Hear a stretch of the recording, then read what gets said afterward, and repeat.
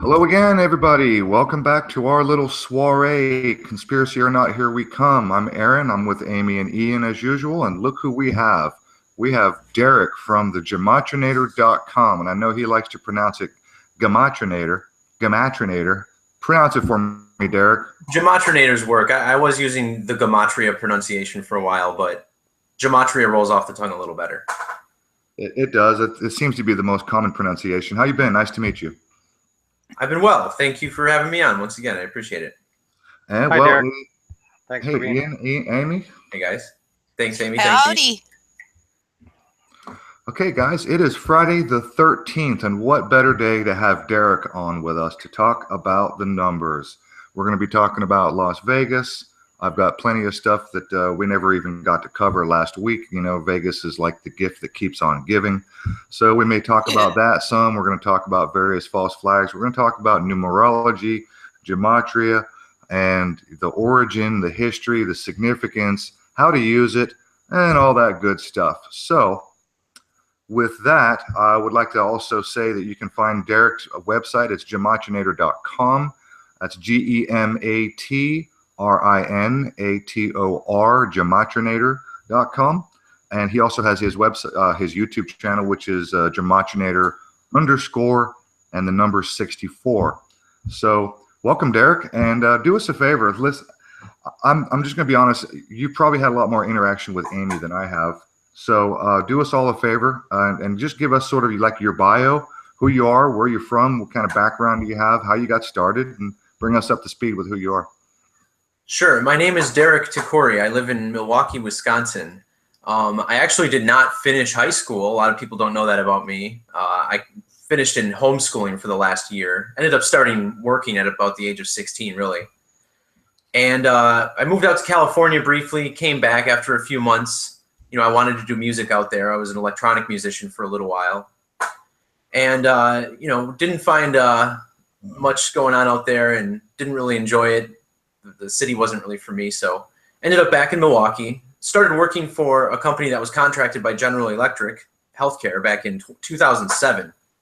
And I ended up, while I was at the warehouse, I learned programming, improved some of the tools there. They ended up transforming all their supply chain materials around my tools that I built. And I wound up getting hired into the company, into General Electric Healthcare in 2013. And so that was about 4 or 5 years ago. And still in the same role right now. I had built a database to manage one of our supply chains. So that's what I do for my day job. And then at night, I've been basically studying the practice of gematria in the English language. So it started with an Excel file that I built. That's where the programming I knew from work came into handy. And I did all the gematria on Excel and made a tool that matched phrases to other phrases with the same gematria values. And ended up releasing that. But about a month after, I had a video on Zach's channel uploaded. Zach being Zachary K. Hubbard, who's had about 8 or 9 channels now deleted from YouTube. I ended up building the website, and once people were able to get onto a website and calculate it right there on the web instead of having to download an application and running all these database files and all that, that's when it really took off. And you know, Zach had been bringing to light the usage of these, mainly these basic 2 ciphers, you know, or well 3 or 4, including Francis Bacon and Jewish gematria. And essentially what he was teaching was the alphabetic order, which is A is 1 and Z is 26 for Gematria, and then the reduction order, where each digit is first reduced to a single digit. So the number 12, for instance, which would be L, you would add 1 plus 2 equals 3. And then L would be 3 in that equation. And then I came along and just as kind of an experiment, I reversed the alphabetical order, put Z as 1 and A as 26, just thinking about how, these people like to do things backwards, whether it's playing their records backwards, everyone knows about that. And, sure enough, we started to find a couple syncs here and there, and then Zach really started to pay attention to it, and we saw all sorts of alignments with, America and the government and the Jewish states. And it became pretty clear quickly that this was indeed the other half. And since then, we've revealed some more information regarding reverse gematria and how it's definitely been acknowledged as relevant by Freemasonry and Manly P. Hall and some of his works.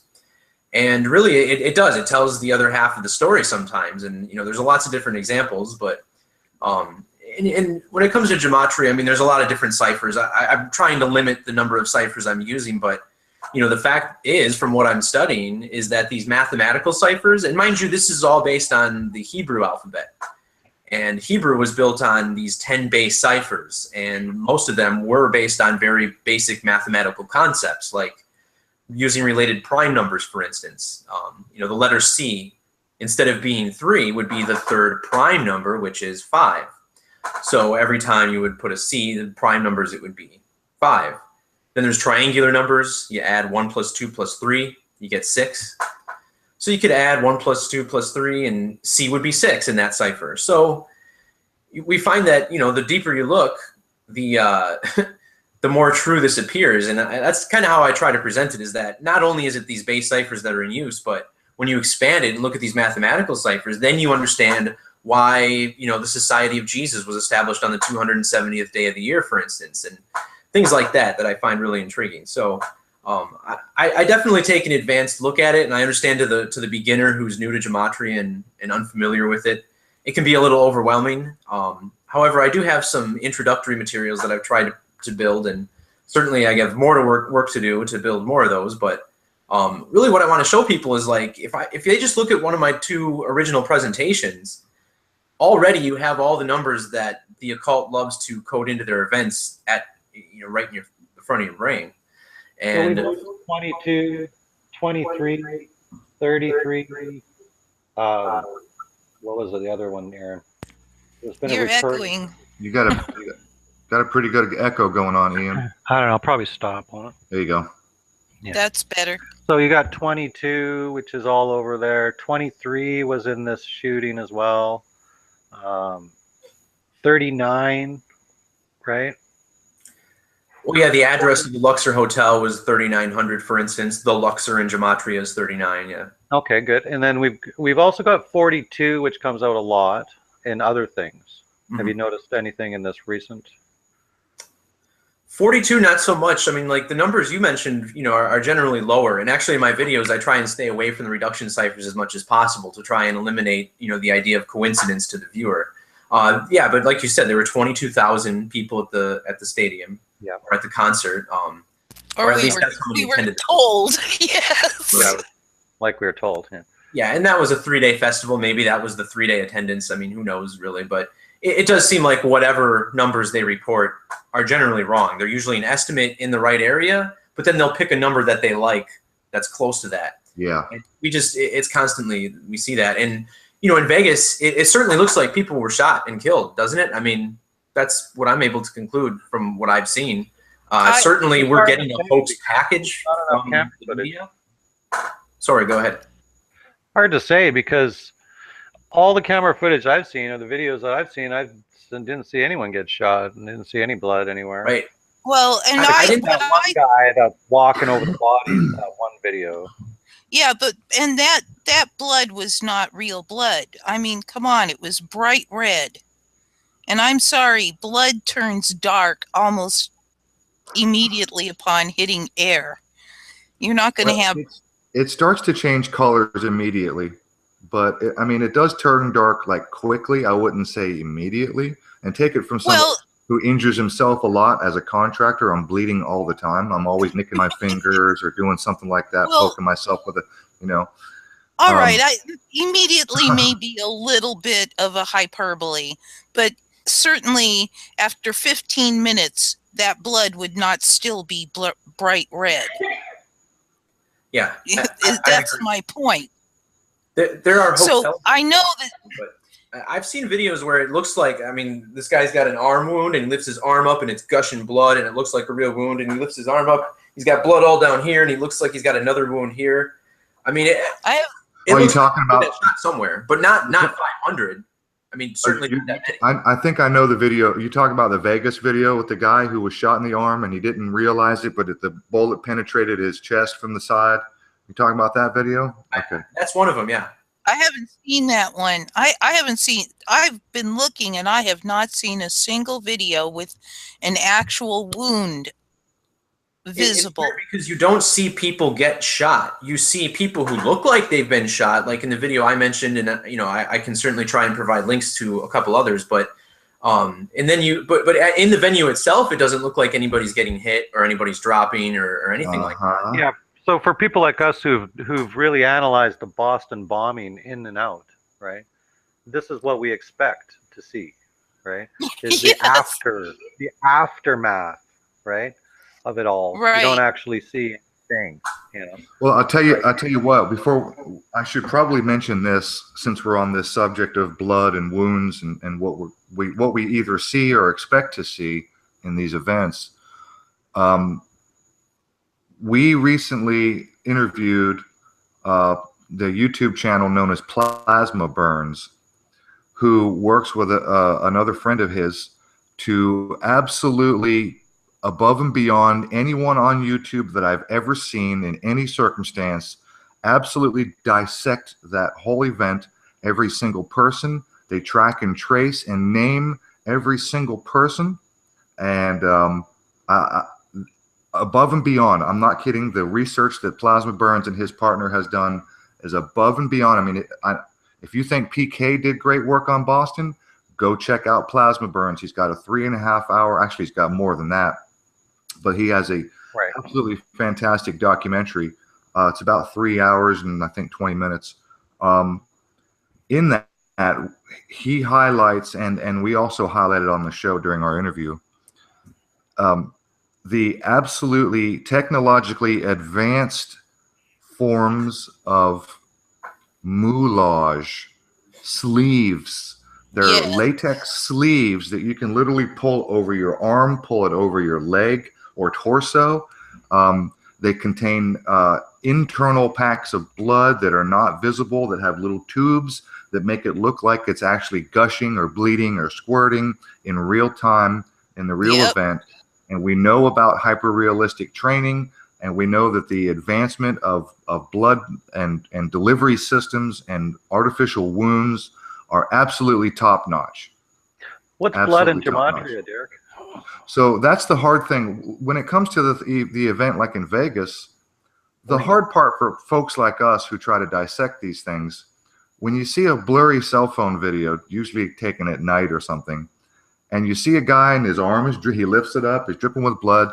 Even if you did see the wound, to me, that is not proof based on what I know. I know that they do these drills. You know they do these drills. We know that there are hoaxes and false flags. You know that there are hoaxes and false flags, including Boston. There's no question. So when it comes to anybody who wants to analyze wounds and say, yeah, people died because there it is on camera, the guy's bleeding. No, I'm sorry, that's not proof to me. I'm sorry, that's just not proof to me. But here's the thing.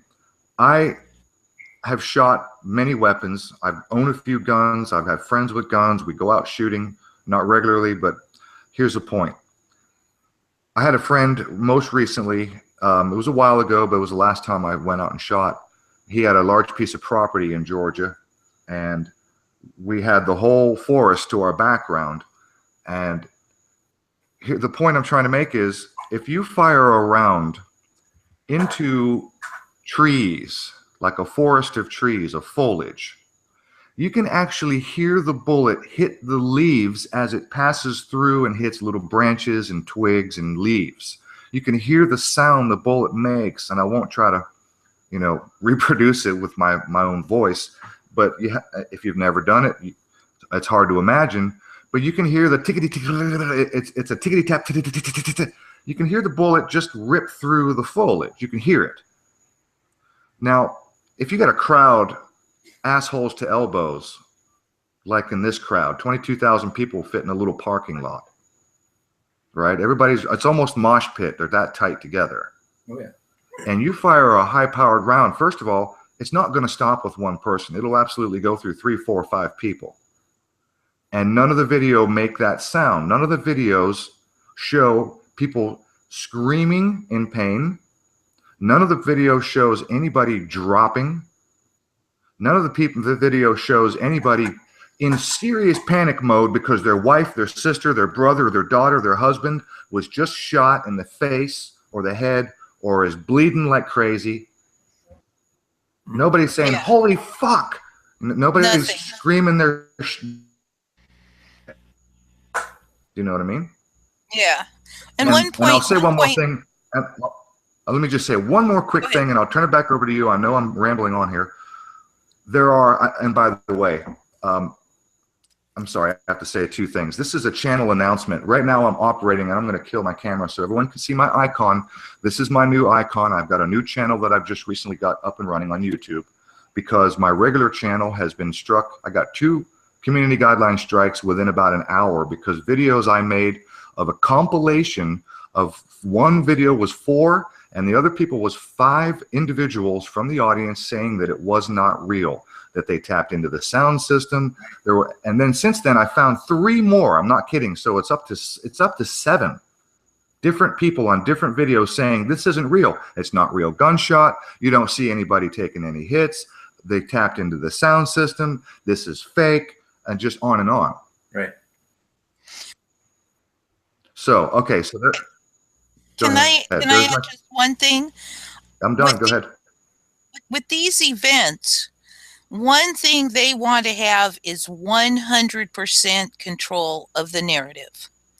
If they are sitting there actually having a shooter, actually shooting random people, they are going to have real relatives. They are going to have a real investigation, and they are going to have real lawsuits. Right. But if they have no one actually hurt, you can expect that they can control that narrative absolutely. And that is why I give it a very high probability that no one was actually shot in the event. I want to add I want to say something to that. The thing that the police have to change their story now, right? You guys have heard that they've completely changed the timeline. Okay. For the third time. This seems to me, now I'm not saying for sure, but this is just a hunch for me, that somehow they weren't in control of this event. Somehow something happened that they didn't really want to happen, and they needed to cover it up somehow. That's certainly plausible. Because the guy now is missing. The campus, what's his name? Jose? The security guard. Jose Campus? Jesus Campus. Yeah, of course they named him Jesus, right? His name is 33 in Gematria. There you go. Yeah. He died across 33. This guy apparently, the news crew went to this alternative news lady went to his house and knocked on his door, and it was really suspicious. There was a guy there, and then they answered the door and they said, "No, we can't talk right now," and they closed the door. They're like, "What is he even in here? Like, we don't know." He was supposed to go on Hannity for an interview. Sean Hannity on Fox. And he went missing. He went missing. He hasn't been seen. My guess is that actually that's part of the script, because the more confusion and craziness that they put into these, the more we argue about it. It detracts from the motive. Let me explain from my angle. With Gematria, it helps you see through the lies, right? So you got this guy named Jesus Campos, which, as I said, is 33 in reduction Gematria, also in reverse reduction. And again, these are just the 4 base ciphers I'm going to start with. it sums to 66, which is the same as Stephen Paddock, which is the same as Jason Aldean. The next day, Tom Petty died at the age of 66. This is all a revelation riddle, too. But also in ordinal gematria, English ordinal and reverse gematria, Jesus Campos equals 141 and 156. When you write out 33, it sums to 156 and 141. Also, on top of that, trigonal in this triangular number cipher, Freemasonry equals 1,225. Jesus Campos equals 1,225 in that same cipher. So when you open up these extra layers, it just gives you a window straight into exactly what this is. I mean, Stephen Paddock, his name the same, 141 also. So I see that as part of the script. Yeah, but I have the question that I wanted to ask you about this. There is so many different ways to calculate. Like there's so many different gematrias, right? Well, there is, but when you get alignments in all four main ciphers that line up exactly with 33, and when you spell out 33, just like the rest of the event, I mean, to me, it's just like instantly screams it. And can I draw a false conclusion here and there? Maybe, but it's so consistent. It really is. Yes, it is. But which one do you use? Do you use reverse? Do you use ordinal? Do you use full reduction? Like that's the question. And then a lot of people say, well, then there's things, then there's a higher chance of numbers coinciding with your predetermined conclusion. Sure. So the ciphers I use, chiefly, you have the two ordinal ciphers, English ordinal, and then the reverse alphabetic order. Obviously, the reduction ciphers are large as well. I do use those, but I try to go towards the bigger numbers. And from there, I mean, you have Jewish gematria and English extended, which are very similar. I have this, there's 3 ciphers on there that are listed as the Jewish order. These are actually based on the original Latin alphabet. And these are certainly relevant to the origin of the language and how we spell our numbers, for instance. But English extended works similarly in that these ciphers are built as basically a mirror to what the original Hebrew and Greek charts were, which goes 1 through 10, 20 through 100, and then 200 through 800. And then, so those are the main ciphers right there. And then based on that, you have your mathematical ciphers, which are all based directly on English ordinal, but just use those mathematical concepts like prime numbers, triangulars, and squares. And then, you know, you have these other ones too, Satanic and the Kabbalah. You know, I try not to talk about those too often, but, you know, when someone's name has all those matches, like I just mentioned, and then also in Kabbalah, it sums to 141 and 189, like Freemasonic, like Masonic. I mean, it just adds, you know, more proof to it. But again, you know, it's something that I don't expect anybody to come in and start and just agree with instantly. I know I didn't. In fact, when I read Zach Hubbard's blog, when I first came across it, and I saw that he was measuring from someone's birthday when they were in the news, he's like, oh, there's a news story on this guy. And look, he's 58 days from his birthday. I'm like, okay, dude. And I would just scroll past it. I didn't even look at it. And then after a while, you know, it's like, that's a weird story. And I would go on and read his breakdown. I'm like, man, what do you know? He is that many. Like, after a while, it just becomes too clear. And then you start to look at the news stories yourself. And I mean, that's how I've learned it anyway. It does turn out to be a little bit too many coincidences. Exactly. Like, if you could find that occasionally here and there in these events, you just say, well, yes, eventually it's going to do that somewhere along the line. But when it's over and over and over and over again, you just go, there's no way this can be coincidence. It has to be manufactured. You know, well, I've got a good one for you. We talk about the number 33 a lot around here. It's a number that you don't have to be a gematrinator or a gematria guy or even numerology.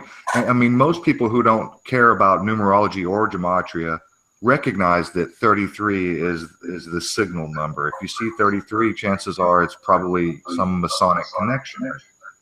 Okay, so we talk about 33 a lot.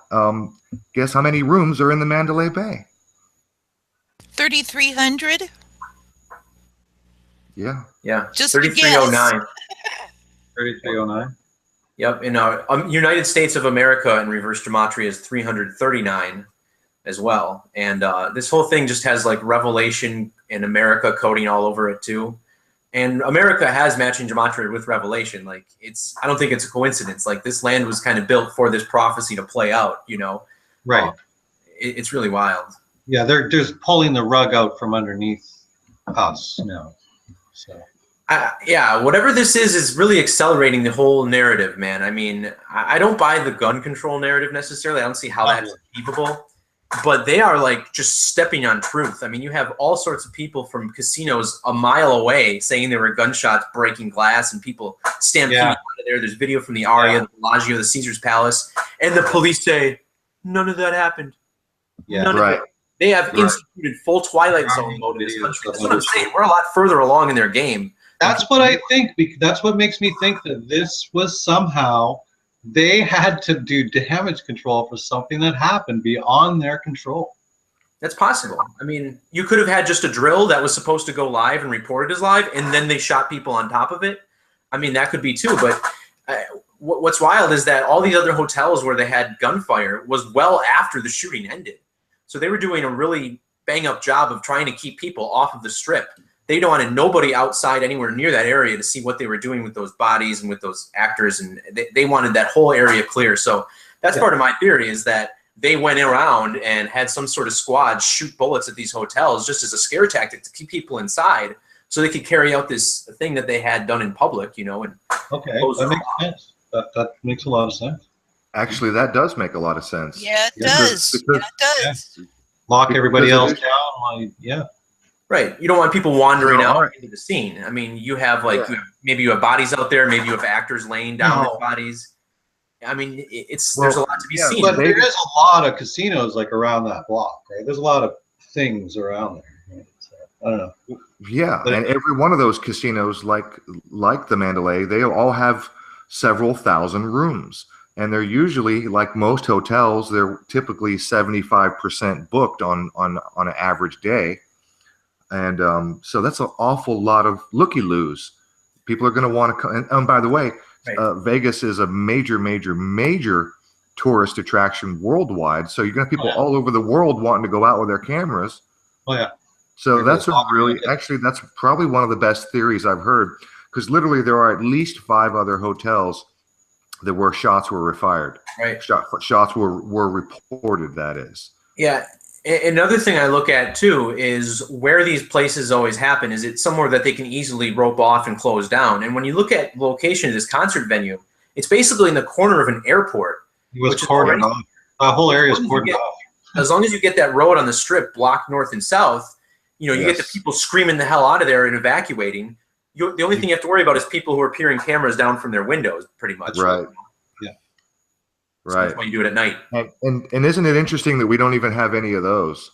Yeah, there's no videos of anyone in any window. I seen one, like while the shooting was going on, someone filmed from a balcony.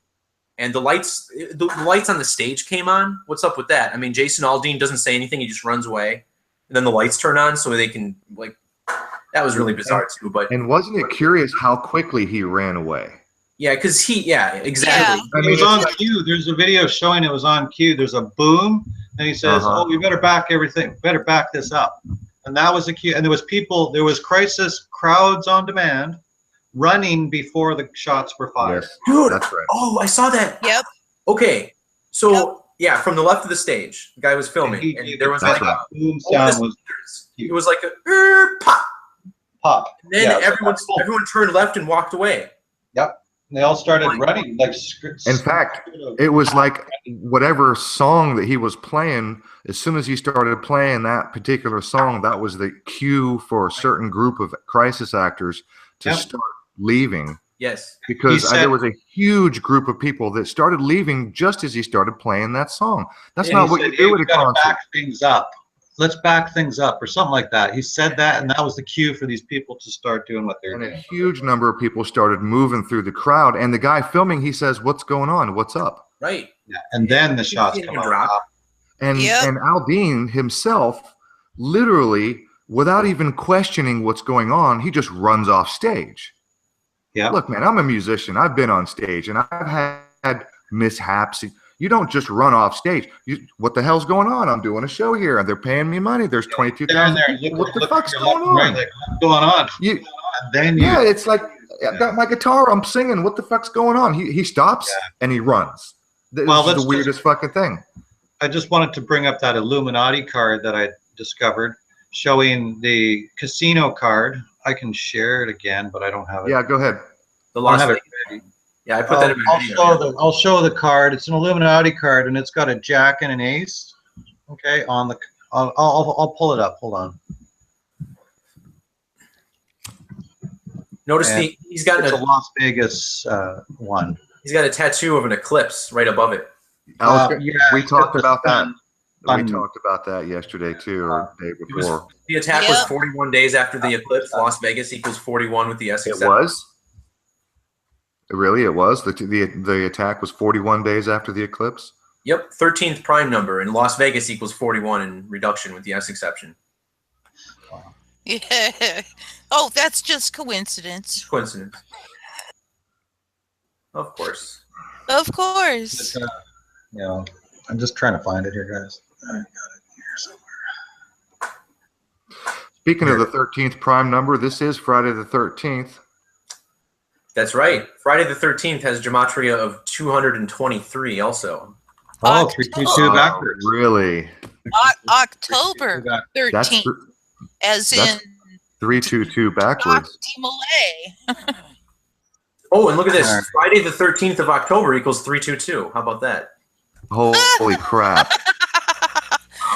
Speaking of that, I wanted to mention earlier, Ian asked what blood was, and there's a few interesting numbers, but the one that really stands out to me is the satanic, which is 223. Oh, right. Imagine that.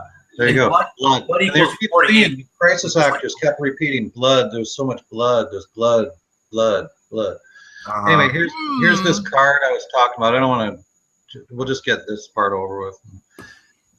So it's got, on the card, it's got this jack and an ace, right? And this is Jason Aldean's arm. That's his tattoo. And it's got the jack and the ace on it, right? And not only that, it says that jack and an ace, blackjack, jack is 10, right? Value is 10, and an ace can be 1 or 11. This can be translated to 10-1, the date of the attack. Not only that, J is the 10th letter in the alphabet, and A is the first letter. This again translates to 10 and 1. The J and the A also represents the initials of Jason Aldean, the singer who was performing when the attack started. Bingo. And there's also a picture of him with just the black sun tattoo, without all that stuff beneath that's it. A work in progress. His arm, all that ink work is a work in progress, because there's also a picture of the cards added without the microphone. I have something to add about the word blood. So blood is 48 in English ordinal. Hoax equals 48. But what is especially interesting about it is that, you know how I said 33 when you write it out equals 156 and 141 in reverse? Yeah. Well, blood in English extended equals 156, and using prime numbers it equals 141. So there you have a double 33 again in totally different ciphers, but that's kind of their way of throwing another 33 at you under your nose. So it mathematically works out then. If you take the base template, which would be the reduction, right? And then you either use the prime numbers within the reduction, or you use added together. Like it all mathematically works out the same. Is that what you're trying to say? Well, there's an interrelation to all of these ciphers. I don't exactly like have the understanding of it enough to use that when I'm like building phrases or something. But there does seem to be some sort of connection. Like, you know, a lot of the times when you type in a certain word, you know, it seems like more often than not it'll match along more ciphers. But like I said, you know, when you see 2 or 3 ciphers like this, in addition to the 223, you know. By the way, the Mandalay Bay Casino turned exactly 223 months old at midnight that night of the shooting. Oh, jeez. the guy sold major shares in the company too. He sold lots of, what do we call stocks? Okay. Yeah. Just before, it's just like 9/11, where they basically, you know. Yeah, it is. And to me, this is like Trump's 9/11 so far. That building in London, what was it? Grenfell Tower? Same Yep. Same scenario. Yep. The people before, they knew it was going to happen, so they sold out or whatever. Yeah, in fact, I forgot to measure from Trump's birthday to the shooting. That was 110 days, and president equals 110. 10 and 1. Then, yeah, 110, so that's 110. That's 10-1. 10 and 1. October 1st. and And it's 11. That's Paradise, Nevada, in Jewish Gematria equals 1001, like the date of the shooting. And the sheriff, the guy who's lying on television every single day after the shooting, it was his 1001st day in office. He took office back in 2015. And you know what's interesting? I watched this guy's video. He was ranting on about this, and he was going pretty deep into things. And he says even 101, if you look at that number, it's a portal. It's like two pillars with the portal of the 0 in the middle. It's almost like a dimensional portal number, right? Yeah, Or think a about it, Masonic. 91. A Masonic, like the two pillars with the O in the middle, right? And then you think of things like Oz and these O words they use, Ox. Right, and think All about kind of connected, right? the 91, 1001. You have a 9/11/01 right there in the numbers. You know, it's Trump's 9/11. And what we found, I noticed that a bunch of 10s on day one. Really, first thing that it was October 1st, which is the first day of October, the 10th month. And before we get into the Hebrew calendar, which recognizes October as the 8th month, staying with the number 10, we have the Route 91 Harvest Festival, Music Festival, and 9 and 1, 9 plus 1 is 10. Our shooter, Stephen Paddock, was 64 years old. 6 and 4 is 10. The first report of how many guns they found in his room, 10 guns in the room. That was the very first report. what time did the shooting begin? 10. 10:08. Oh, yeah, that's right. The shooting began in 10:08. So actually, October is a 10/8 code, because what we need to eventually we'll get to talking about this, because all of this stuff really goes back to the ancient Hebrew system of alphabet and counting, where all of the coding of words and language and their Bible, where it's the source of where all this stuff comes from. All this numerology stuff. Well, numerology also goes deep into pagan astrology as well. But yeah. The 10/8 code is all over this as well. Absolutely. Yeah, so if you don't mind me just throwing some quick numbers about 254, right? Because this is a number I had educated about in my introductory presentation. Yeah, let me get you to pause for 1 second. If you're not real familiar with the Google Hangout, you can share your screen so that everybody can see what you're doing. Oh, yeah. Might as well Then do that. just press present to everyone if you get that selection. Yeah, so go ahead and do what you were going to do, but if you would like, you can share your screen so people can see the numbers and a little easier for people to keep up. Ian, obviously you want to highlight him there. Well, I just wanted to share a couple of these photos first. I found these when I was looking at pictures of the Mandalay Bay and the Luxor. Look at this photo, right? You got lightning striking both buildings. Isn't that fantastic? Do you guys know what date this photo was taken? September 11th, 2011. Wow. Can I just break in just a moment? Ian, can you give RR Plan B a wrench, please? Sure. Thank you. Anyway, continue. Sure. So the number 254 I've uncovered as being significant apparently to the occult, and Gematria supports this. When you write out time and light, two related objects, you get 254 in the extended Gematria. And just to show you what the extended Gematria is, now that I'm screen sharing, I can just show the chart. That would be this form of Gematria here, 1 through 9, 10 through 90, 100 through 800. Now, this is what I would go off. I'd go off just the full reduction, the Pythagorean Gematria, because that's the root, right? The root would be the full reduction here, I would say. Full reduction, yeah. Yeah, that's this chart here where everything is 1 through 9. And this is, Oh, yeah, that's not Pythagorean. That's, full reduction. Sure. Sorry. So, yeah, no worries. And, if you measure from Inauguration Day, the date Trump took office at the age of 70 years, 7 months, 7 days old, No, no. you find that it was 254 days since he was the president. Not only that, but if you measure from the dead center of Trump International Tower to the shooter's window, it's 2.54 miles. And there was this asteroid, Pleiades, you guys were just talking about. Well, hold on, 2.54 miles. Be more than that. No, I mean, that's a measurement from Google Earth. Oh, you mean Trump? Okay. Oh, sorry. Yeah. He's got a tower in Vegas that's just north of the strip. Yep. And there was also this asteroid, Pleiades. Remember the shooter? He said, "Oh, it's like an asteroid fell out of the sky." Mm-hmm. Well, maybe he was talking about this asteroid, Pleiades, which was at the 254th ecliptic in the sky, right next to Saturn. You know what this whole thing is about. And Pleiades, people built for her in 254. So there's these like wild alignments with this number that I had been, already talking about as significant. They alter time continuum with these events because it changes the course of the future, right? So it's like changing time continuum, right? Yeah. These people, it's a magic that they use. Right? I believe it, man. Whatever this is extremely important to these people because everyth's like this.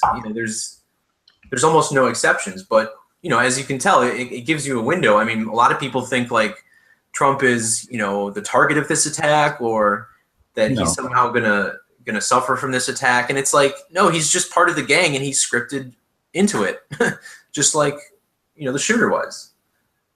At least that's how I see it. So you have that alignment, for one. Well, I got two theories. The shooter's either dead already beforehand, and they used him as a name as a patsy, or B, he's off somewhere living a nice life on an island somewhere in the sun. Got paid a bunch of money and been given an island or something, right? Yeah, really. Or C, something went wrong with his gun running, which is apparently what he was into, and something went wrong and they had to cover it up somehow. I think that's misdirection. I don't think he was running guns. Like trading arms, doing arms. I think that's no, I don't think that's the case, Ian. I don't think that's the case. Because that's why he had all those guns and stuff. It doesn't make sense. How much sense does it make to use a high-rise apartment in a highly secured, surveilled hotel? If you wanted to run guns, you don't want to have to get in an elevator and go up 34 floors and walk through a huge hotel lobby with all those. You know what I mean? I think that was bullshit. Be in on it though, like they could allow it. They could just allow them to do it. Well, I mean, that wouldn't surprise me. It's Vegas. It's the mob. So that wouldn't surprise me. Right. I was just going to talk about real quick. Everything's been about the solar eclipse this summer. It seems like. Yeah. All these events, the death of Chester Bennington, the death of Chris Cornell, all these things seem to be in relation to the eclipse. Of course, this shooting was no different. And if you've seen some of my work, I talk a lot about Saturn and how significant it is. And what I've found through studying the mathematics of Saturn and the moon is that Saturn and the moon have this mathematical relationship to it. Yep. So you guys know how the moon is 400 times smaller than the sun, and it's 400 times closer to the Earth than the sun, which is why it appears to be the same size. Well, the orbital periods of Saturn and the moon are 1/400th off as well. And I say that because Saturn spins around the sun once every 29.5 Earth years, and the moon spins around the Earth once every 29.5 Earth days. Right. But that ratio is off by 1/400th, which is the same ratio as, the distance from the moon to the sun. It's too wild. And I think that's why they worship that planet, is because they see it as the source of existence in essence, because without that moon there balancing the Earth out, wouldn't we be spinning out of control supposedly? So who knows? But what I found is that Paradise, Nevada in Gematria sums to 741 here in that English extended method. And just like the planet Saturn, 741. And isn't it appropriate? We had this eclipse ritual, an eclipse 120, and 33. Nevada 120 as well. Yeah. Okay, well, let me perhaps throw this out there. There were, before Judaism was Judaism, there were Hebrew tribes. Judea. Right. Yeah. And each tribe, and I'm pretty sure that there were 7 of them, 7 main ones. Okay, Yeah. there were other tribes, and now today we refer to the 12 tribes of Israel, which is also linked directly to astrology. The main tribes that got together and decided to create Judaism. One tribe worshipped volcanoes. They were the Vulcan god, which is quite literally why Spock was a Vulcan, and he makes this hand signal. And I can show you multiple religious images and artwork from modern times going all the way back, where Hebrew priests make this hand sign. Okay, so it's not an accident that Spock is a Vulcan and that he makes this weird hand sign. This is the sign of Vulcan.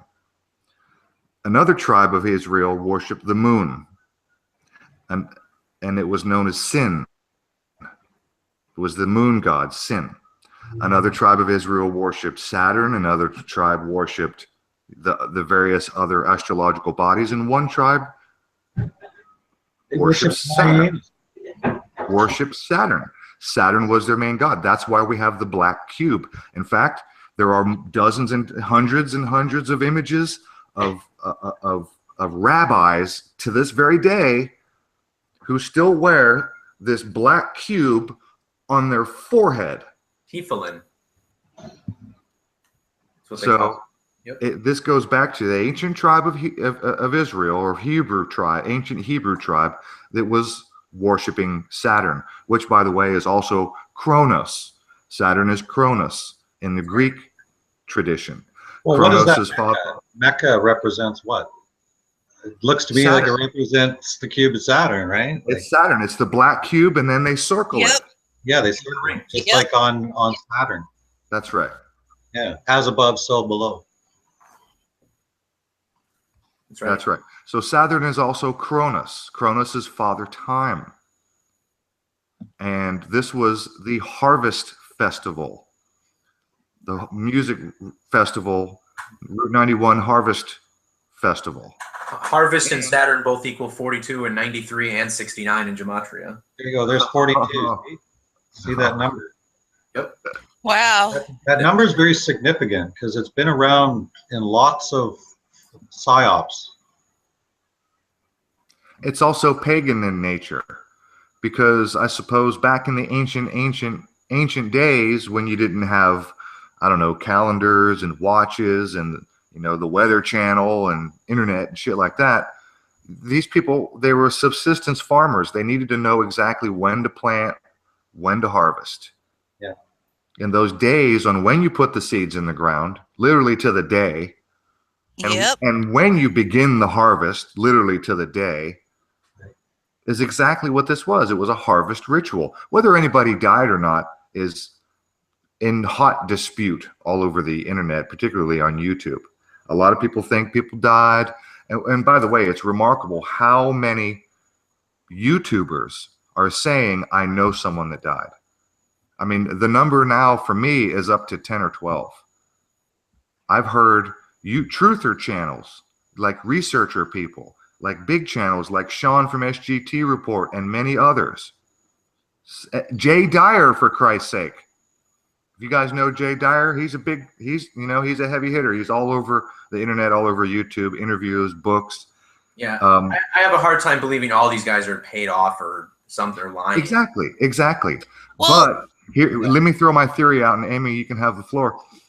Okay. I've said this before. If you had an aunt or an uncle or a father in your family who was a CIA man, a company man, who worked for the CIA, would you know it? No. Probably not. So well, that's another thing, is that two people that I thought I trusted this guy who said that he knew two people, and he said they both worked for Disney. So What's up with that? Can I put out my thought on that? Go ahead. Of course you can. I figure that in this day and age where they can find out just about anything about anybody, they would know who the truthers are, and they would know who the truthers communicate with, both in real life and over the web. And it is conceivable, as you like to say, Aaron, since $1 trillion goes a long way, that they could pay off or blackmail or otherwise convince people that the that the truthers know that they had a friend, a relative, whatever. Because I noticed that there are no truthers that say, I was there, you know, my got killed. It's always somebody I know had a family member or friend. It's never, you know, and then the probabilities of so many happening to know somebody who had somebody killed there just kind of blows me out of the water. Could they have just paid a bunch of people a few $100 to say they got shot? I don't know. Just a It's thought. conceivable. You know, it's conceivable that they approached people that the truthers know. I'm not saying that's what happened. I'm just saying that is a possibility. Yeah, we don't get the truth, so we have to consider, right? I mean, who knows? Absolutely. We just have to speculate in all different directions. Well, again, I'll refer back to the sound that it should have made. Bullets ripping through a crowd of people make a horrible sound, similar to something that, like if you've ever taken a large knife and hacked through a brand new fresh head of lettuce. Exactly. Yes. It's a horrible, disgusting sound of bullets ripping through flesh. There are no blood splatter. By the way, we're talking high-powered rifle. Have we seen one person give an interview with little blood spots all over their face because someone next to them was shot? No, I saw a couple of girls in a hospital bed smiling and giggling and laughing about the whole thing, that she was shot in the shoulder and there's no wound on her shoulder where they're saying she's clapping away. Yeah, she's shoulder. I heard this on a video I'd watched, that there was a guy who was actually shot and he went to he was in the hospital and they didn't even approach him to do an interview. They had crisis actors instead. So it just adds more twist to this thing, you know? Well, again, they could have people in their OPM world saying things like that just to add confusion. Right. Yeah, like there was a guy that was really shot. I don't think anyone got shot. I really don't. Because he said they didn't even want to talk to him. He even asked them if they could do an interview, and they said no. I don't know, you know. No, that sounds way too fishy to me. Real, yeah. And another thing too, though, is that emerges from all this footage is that what's very, very clear is that whatever is causing this noise of gunfire, simulated gunfire, real gunfire, whatever is creating that noise is absolutely coming from more than one location. Yeah. I mean, you have the video from the taxi, I think, is the most telling, where she's directly underneath the Mandalay Bay, and you can hear two totally different, distinct sounds. One coming from the distance, and then a totally different loud one coming from directly overhead. And that to me is like one of the most damning things about this all, that just proves that something is, you know, definitely being lied about at the very least. Oh yeah, we definitely are not being given the truth in the media. No, that I don't think we can. We have our argument about. Right. So, you know, regardless of whether or not someone died, I mean, we have this thing in front of us where, you know, I feel anyway, like we got to set the orders right. I mean, how is it that we have all these news agencies Everyone that's reporting the mainstream narrative, they're already exposed as part of the New World Order agenda. Like, as far as I'm concerned, you know, we've already identified the enemies based on who's still going with the story. All these people need to be shut down. Their signal's got to be cut. Something. How do we do this? I mean, where do you begin to, you know, when they've got something established so heavy, and only later on in life does someone like me realize, hey, this is all for, you know, not for our gain. This is for our demise, if anything. You know, how do we end that? And you got to get on fair ground somehow, I think. Really, the only way I can see a solution to your question, and I'm glad you asked that question. We're very solution oriented around here. The solution for the problem we're facing is so massive. The solution is so difficult. The only solution, the only way to achieve a solution is massive awareness, which is logically why there's so much freaking censorship, particularly on YouTube lately. I agree. If we weren't a problem, they wouldn't be going after us like that. Yeah, they wouldn't be worried. Absolutely. Where did it go? I had a note somewhere. I wanted to show you guys something. Oh, I think I took a screenshot. Let me try to find it, and I just want to share the screen real quick if I can. Oh, I know where it is. Here we go. Just give me a second. I want to show you guys something that might start away.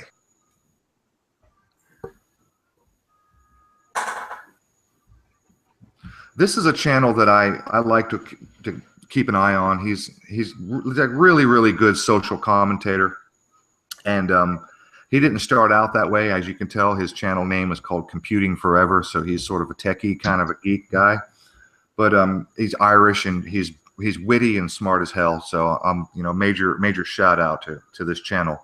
Like he really needs it. He's already got 258,000 subs.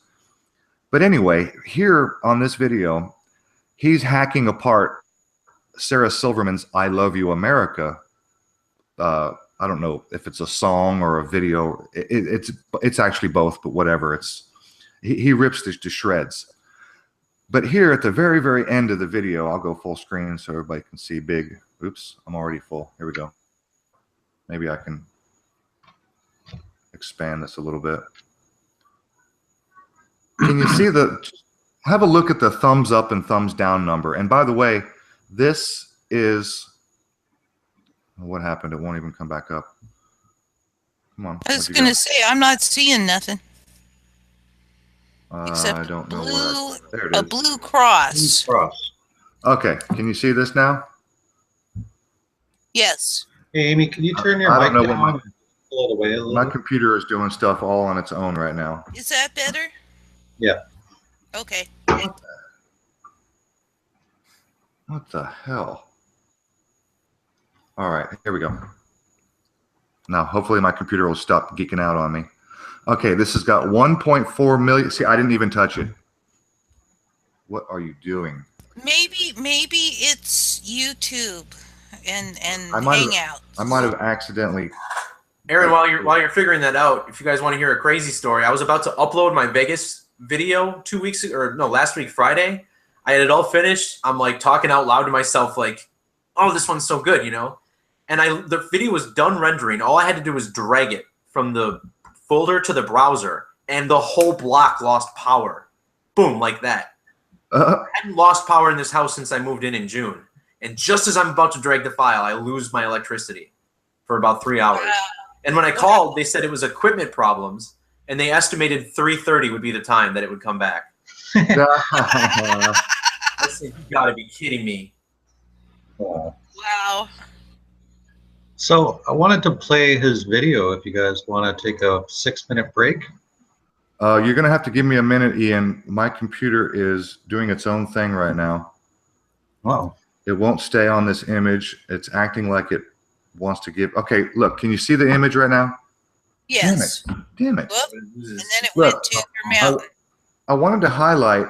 I don't know why it's doing this. Wow. And where's the damn X button for me to even clear it out and start over? This kind of stuff follows me around. I don't know what it is. Actually, this happens to us on the show fairly often. Exactly. I think that it's our spooks in the our ghosts in the machine. You know what I mean? Well, all right, real quick. 3,000 thumbs down, 955 up. That's 3 to 1. That's 75%. Did you see that? I'll try one more time. I don't know why it keeps jumping. What are you doing? Stop it. Yeah, there's an algorithm YouTube uses or something. Trolls that they send out. Yep. Yeah. As soon as they hear key things, they'll tap in. And they'll start messing with people. Yeah.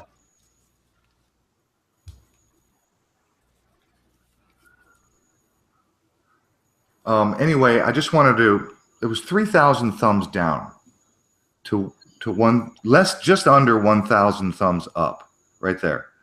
3,000 thumbs down, 955. So let's just say 1,000 up and 3,000 down. To me, assuming that those are organic and not paid for numbers, that's an indication that there's 75% of people are awake. Certainly, relative to this event, that's for sure. Let's hope that that's an actual count. Well, I don't believe, for instance, for a second, that 95% of people voted for either Clinton or Trump. I mean, out of all years for there to be a heavy third-party push, you'd think this would be the year. And they still came out and reported it was like 4% Green, 1% Libertarian. I don't know if I believe that at all, because they know that there's some federal law that, you know, gives any party that gets 5% a boost. So they're just going to keep it under that. Yeah, I personally think that whatever numbers they tell us are whatever they feel like. Yep. You know, they chose, I mean, with all the predictive programming for Trump, there wasn't any for Hillary. You know, there was no, you know, Hillary the president or any of that. There wasn't Well, remember they showed that magazine. Remember it said it had her already. Well, yeah, but there wasn't a Trump one. That was a weird part. Yeah, but that still that was not exactly predictive programming. That was already, you know, yeah, it was only a few weeks before. It was almost everything was almost a done deal by that point. And I think it was, again, what their goal was is to make us think, because then we register to vote if we think it works. And if we register anything, we give it to the state, the king, whatever happens to be in our area. And if we register to vote, we give our sovereignty, ourselves, to them to do with as they see fit. Sure enough. So that's their goal. Not because, yeah, voting is a totally, and you know, votes count is an illusion. It's totally an illusion. Yeah, I agree. It's all by the numbers. I mean, when you look at how many votes Trump won by, how many votes he won with, the time they announced it, it all fits the riddle. Exactly. And it just gives the whole story away. Yep. 33,000 emails. Yeah, I mean, yes. Did any of you guys catch that while Trump was talking at one of the debates, the part of the Constitution that they had on the writing on the wall behind him was the part about overthrowing the government? Almost like taunting us, like, we're going to put this guy in office. Are you going to do anything about it? You know? Well, I'm doing something about it, or trying to, doing my little part. We've been getting bamboozled for decades. You know, it's just. Well, you know, I just want to plug my most recent video where I suggest that with a goal and suggest what that goal might be. And, you know, I hope people check out my most recent video. Well, back to Derek's question, which is Okay. typically our question. What do we do about this? How do we stop this? All those of us who can Well, see it, you know, that's what my video is about. It's Well- called United and Then What? right? United it, but first of all, look, we got to get united first. And Well, do yeah. you remember but- when we but first started I- this show? Do you remember Mike, right? The Canadian guy, Mike, Free Bethlehem, Mike channel, the Free Bethlehem. Do you remember what he said to us on one of the first times he came to hang out with us? He said there is a lot more truther channels, people that are awake. There are a hell of a lot more than you know. He said that we're compartmentalized from each other, from even being aware of each other. Right. Yes. And that reminded me of the old Roman proverb that I've said before, and I'll say it again. 2 Roman senators are having lunch, and the younger senator says to the older senator, he says, you know what we ought to do is we ought to make the slaves wear armbands so that we could tell them apart. And the older, wiser senator said, no, because if we did that, they would know how many they are, and we would have revolution by morning. Yeah. Okay. That's a profound thing to think about when you consider the position that all of us are in. Because the truth is, like that picture I showed you a minute ago, it appeared to me that at least on Sarah Silverman's video, that she had 3,000 thumbs down and less than 1,000 thumbs up, tells me that that's 75% of the people that watch that video. And, you know, it just saw through the bullshit. We can hope. I mean, you're right, because we really have no idea. I mean, none of the reports they give us are going to be real. I mean, the view counts on YouTube, I have a video from earlier on my channel where I look at the time and how it relates to the number of votes, and you realize it's a formula. I mean, there's no way that the number of views and likes are going up at the rate that they are naturally. It's just impossible, because you're talking about day 1 in 9 people vote on the video, and then for each day that point forward, it's like 1 in 25 people vote on the video, and it's just a distinct line. I mean, it's crazy. It's clearly not natural or organic. So I have no idea how many people are actually watching my videos, how many subscribers I have. You know, on YouTube, you have to set an option, I think, to let someone know or to let someone see when you subscribed to them.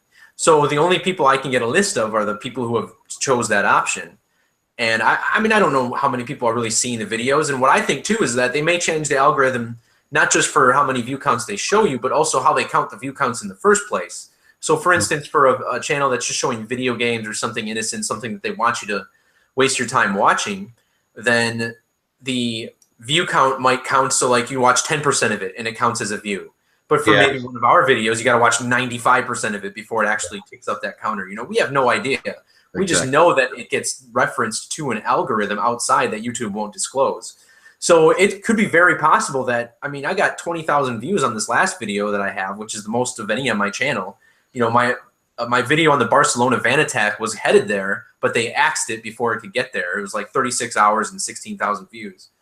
So, but this one has 20,000, and that's a 53-minute video. So if there's any type of algorithm in place that limits how many views I'm getting based on the fact that I'm a truth-telling channel, then how many people have really seen that video? Is it 100,000? Could it be a few 100,000? I mean, am I going to go out on the street and get recognized by someone? You know, probably not, but you know, we just have no idea, and they're not going to show us. They're always going to have my counts lower than someone like A Call for an Uprising or some other crap shill channel. I mean, that's just going to be the case, right?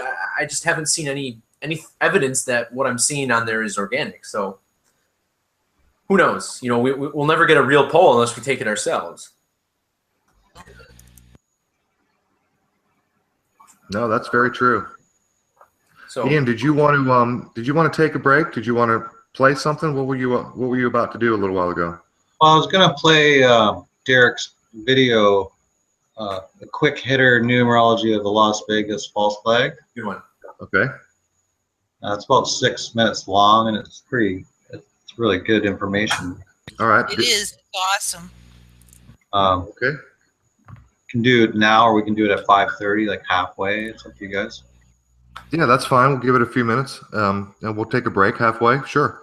Yeah, that's fine. Okay. If anybody in the chat has a specific question for Derek, hey, there's Blue Blood Guitar. If there's any specific questions, do us a favor and make it easier for us to find them. Put your questions in all caps, and we'll be happy to throw questions at Derek from the audience. And by the way, thanks to everybody for being here. And so, Derek, you actually were not really into Gematria at all until you came across Zach Hubbard, right? Yeah, I mean, you know, that was like your introduction to Gematria. Basically, yeah. I mean, you know, I was always into truth. Like, I think when I was 18, 19 years old is when I found out for the first time about 9/11. And, you know, the thing is, I just didn't know what was going on at the time. But from the morning of 9/11, I knew something was going on. Like, we were one of the last classrooms, not to go back too far back in history here, but we were one of the last classrooms in the school to turn on the TV on the morning of 9/11. And by that point, one of the buildings had already collapsed. And I was standing there like, where'd the building go? Like, they said it got hit by a plane, right? Yeah, we saw it. Well, then where'd it go? Like, I couldn't register in my brain how that tower came down. And then we saw the second one fall, and I was just like, all right, wow. And, but yeah, I mean, so for several years, I knew that there was something going on, but not until, you know, 2015 really did I actually start looking in and seeing how bad it's gotten since then. You know, I kind of assumed that more people were waking up and things were slowing down. I had to worry about myself and my career and my life too. So yeah, I mean, in my search for truth after the Charleston shooting was what really triggered me, where I'm watching Dylan Roof and I'm like, okay, that guy's clearly an actor. I mean, this is enough of this.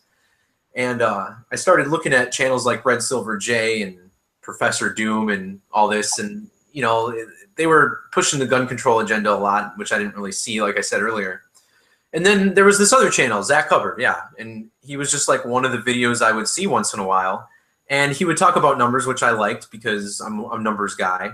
But it did take me a while to get sold on the usage of Gematria. You know, I was willing to admit there were some cool things with it, but, you know, it was really just a matter of his videos just kept popping up. And I was always learning a little bit, you know what I mean? So it just kept me going back. And it took me about a year, I would say, after becoming aware of his work before I actually began looking at it myself and building the calculator and really taking it, you know, and doing my own work on it. So, you know, it was the same thing with the date spans, measuring between dates.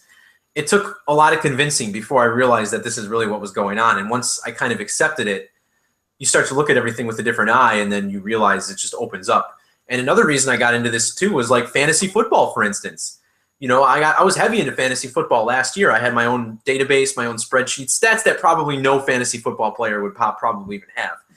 And, you know, I was listening to the radio one day, and they were like, Andrew Luck throws his touchdown. He's got 130 yards. It was to T.Y. Hilton to cap a 93-yard drive.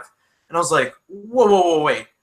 130 yards. It was his 13th touchdown pass. It went to number 13. When you write out this guy's name, it sums to the same as 13. It was 9 months, 30 days before the eclipse, like 93, or 303 days. Not only did that happen, but you had number 13 on the Eagles return a punt for a touchdown that afternoon. You had 3 guys who wear number 13 catch 13 yards of passes in their game. I started digging deeper. I'm like, oh my God, it's insane. Like, I was learning about Gematria and studying fantasy football at the same time, and I just realized there was this convergence. And, you know, on certain dates, they'll set up certain players. I call them stat syncs, where like this Andrew Luck, his 13th touchdown came and gave him all these 13s at once in his stat line. I mean, it was just unreal. And that's when I really started to dig, and I looked at these football games with a different eye, and I literally took apart every single play, how many yards there were, and showed how it was like, you know, less than a 0.5% chance that this many plays would end on the 36-yard line. And that was after we mentioned how important 666 was to this game. So I made a video that really broke everything down to a level nobody had broken it down to before. I mean, Zach does his decodes, but he sticks with the players and the birthdays and stuff. And I am looking at the yards of the plays and in the stat lines. And I just tore this game apart. And it was not even a week later where I was in the living room. I was living with my brother at the time. And my nephew was watching SportsCenter. And on SportsCenter, they're showing a hockey highlight. And they're like, number 23 passes to number 11, and he scores on number 17. I don't know what that means, but it's pretty interesting. And I was like, wait a minute, what did he say? I was like, I've never heard anybody talk about numbers like that on SportsCenter. And then, yeah, the next week they were talking about numerology on the pregame show, talking about this guy's, oh, he's born on this day. And I'm like, what? I've never heard anything like that. And to me, it was like, okay, 10-4 message received. Now they're trying to get out in front of this numerology stuff and try and make it look ridiculous before word gets out.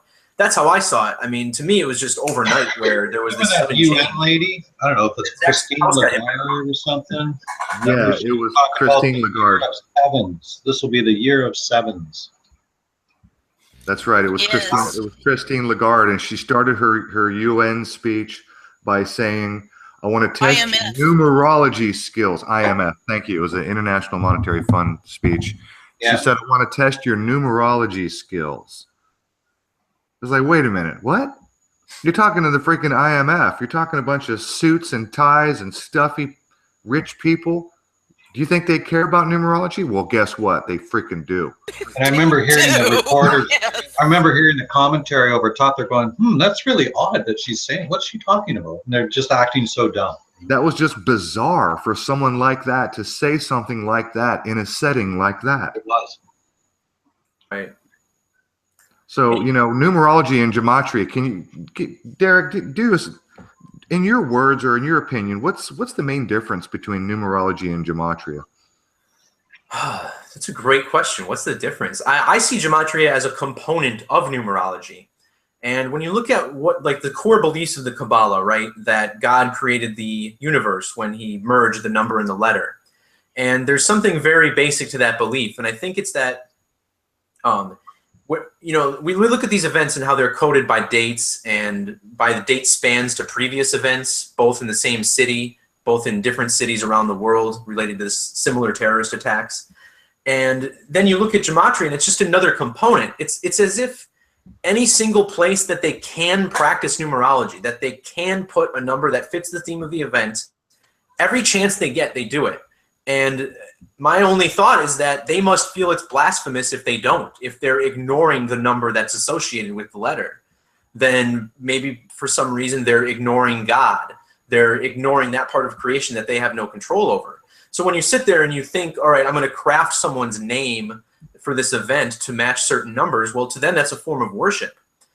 And by that, I feel like they at least believe that they are somehow drawing some sort of power from the source of the universe or whatever it is by practicing this, whether it's easier mind control, whether it's spirits working for them. I don't know. Like, we're just kind of stumbling into this stuff. But to me, it's just another chance for them to practice numerology. And it's one that's very comprehensive and one that you can easily code in front of people without them noticing it. You can just air a commercial with a message and just put some text at the end, and maybe there's a message there, Right. So, and I think they communicate with amongst the secret societies in this language. Right? yes. They send their other brothers across the world messages through the headlines, which are all coded.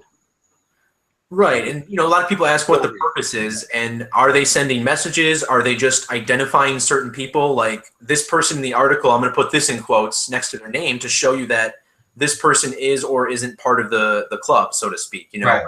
And I see a lot of the coding as just like, when you see a headline and it just sums are the same as Freemasonry and Scottish Rite of Freemasonry across the board, like I often expose on my Twitter account. When you see headlines like that, to me, that just means this is part of the plan. Everything's going accordingly. Nothing to see here, so to speak. We're not obviously seeing a legitimate right versus left dynamic in Washington play out by any means. So, as far as, yeah, go ahead, Amy. Okay, I was just going to say, you mentioned something, or there was a mention at any rate of coding, and I got to thinking about how I knew there was going to be something in Vegas clear back when the UPS PSYOP. yes, happened in San Francisco, where the media kept saying that one of the Vics was called Big Mike, and yet the co-worker said that he was called the Big Samoan, which is what Hunter Thompson's attorney was in Fear and Loathing in Las Vegas. And then in the following week, there were a number of headlines with Fear and Loathing in them. And I got to thinking, I wonder what Fear and Loathing comes out to.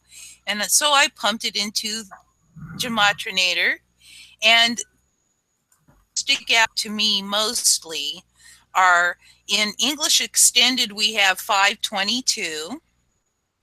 In Jewish Reduced, we have 66.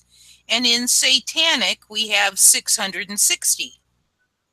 So I thought, well, yeah, that's probably sending messages there saying things are going in that direction. And didn't you say there was it 163 and 159? I'm not really good, but weren't those numbers somehow associated with this event? Well, 163 was a little bit. That's the 38th prime number. 38 is like the number that they stamp on killing and death. If you look at the movie poster for Murder by Numbers, there's a backwards 3 and an 8 right there inside it. You know, telling us about Gematria, basically. 159, that's a number of the Scottish Rite, but it wasn't something I saw really themed in this attack.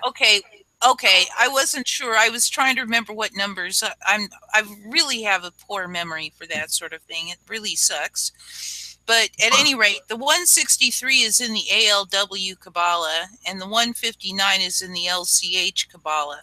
So I saw those two numbers and thought, were those the numbers he brought up? Yeah, and anyway. 522, like you mentioned, I don't see a whole lot of phrases necessarily that match that, but I see it coded around like death and destruction all the time. Right. 29. So, yeah, I mean, that's looking at it. Who knows? Yep.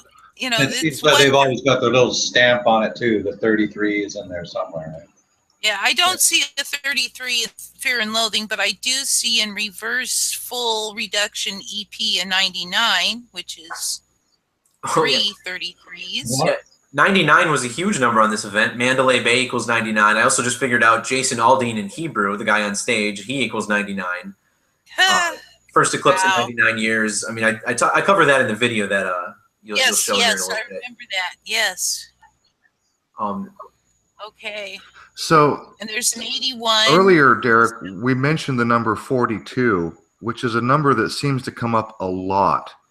Yeah. In news stories, even if they're not like huge national stories or worldwide stories, even a lot of the smaller stories, like you'll hear, you know, police officer involved shooting, the suspect was 42 years old, or the officer was on the force for 42 years. They throw this number 42 out there, usually when it involves one person getting killed. And not just one, actually several. I didn't mean to, I misqualified. It's not just around a single death.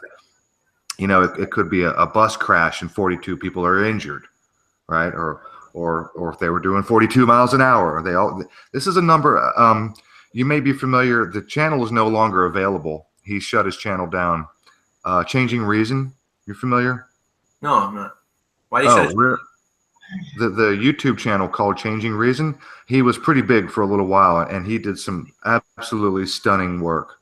And it's, you know, it's one of those things where we sort of mourn the loss of a channel when people like that go away. Yeah. He put out a video, and damn, I kicked myself in the rear. I wish I had downloaded this particular video.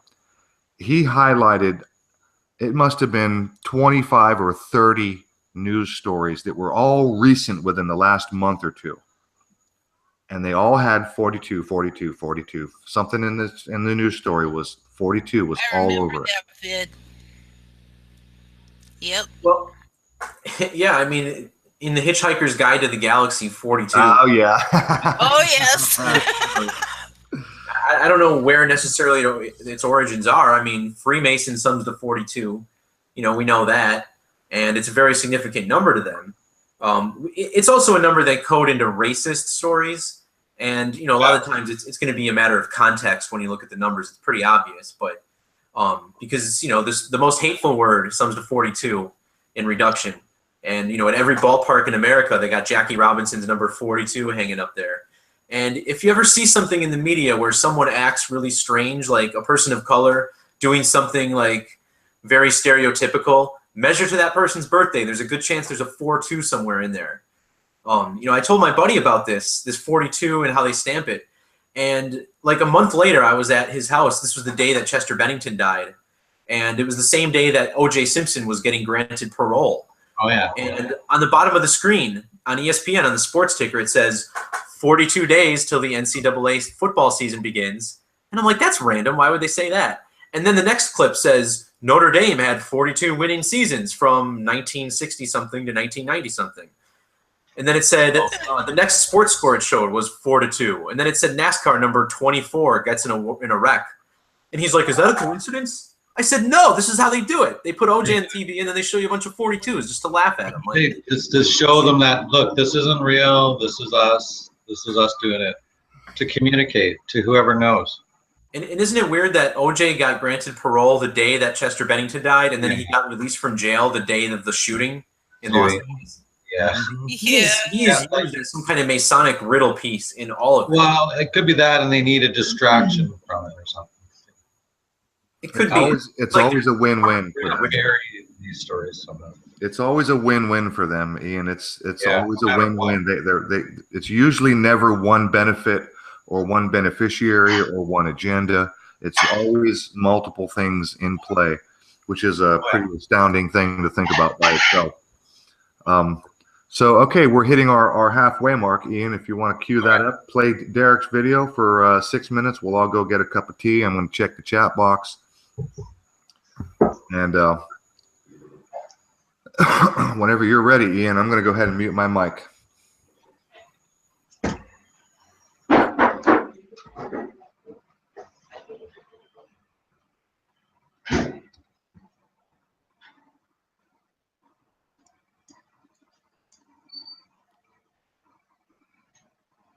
Yeah, see if you get mine. Oh, and there's 23 people watching right now.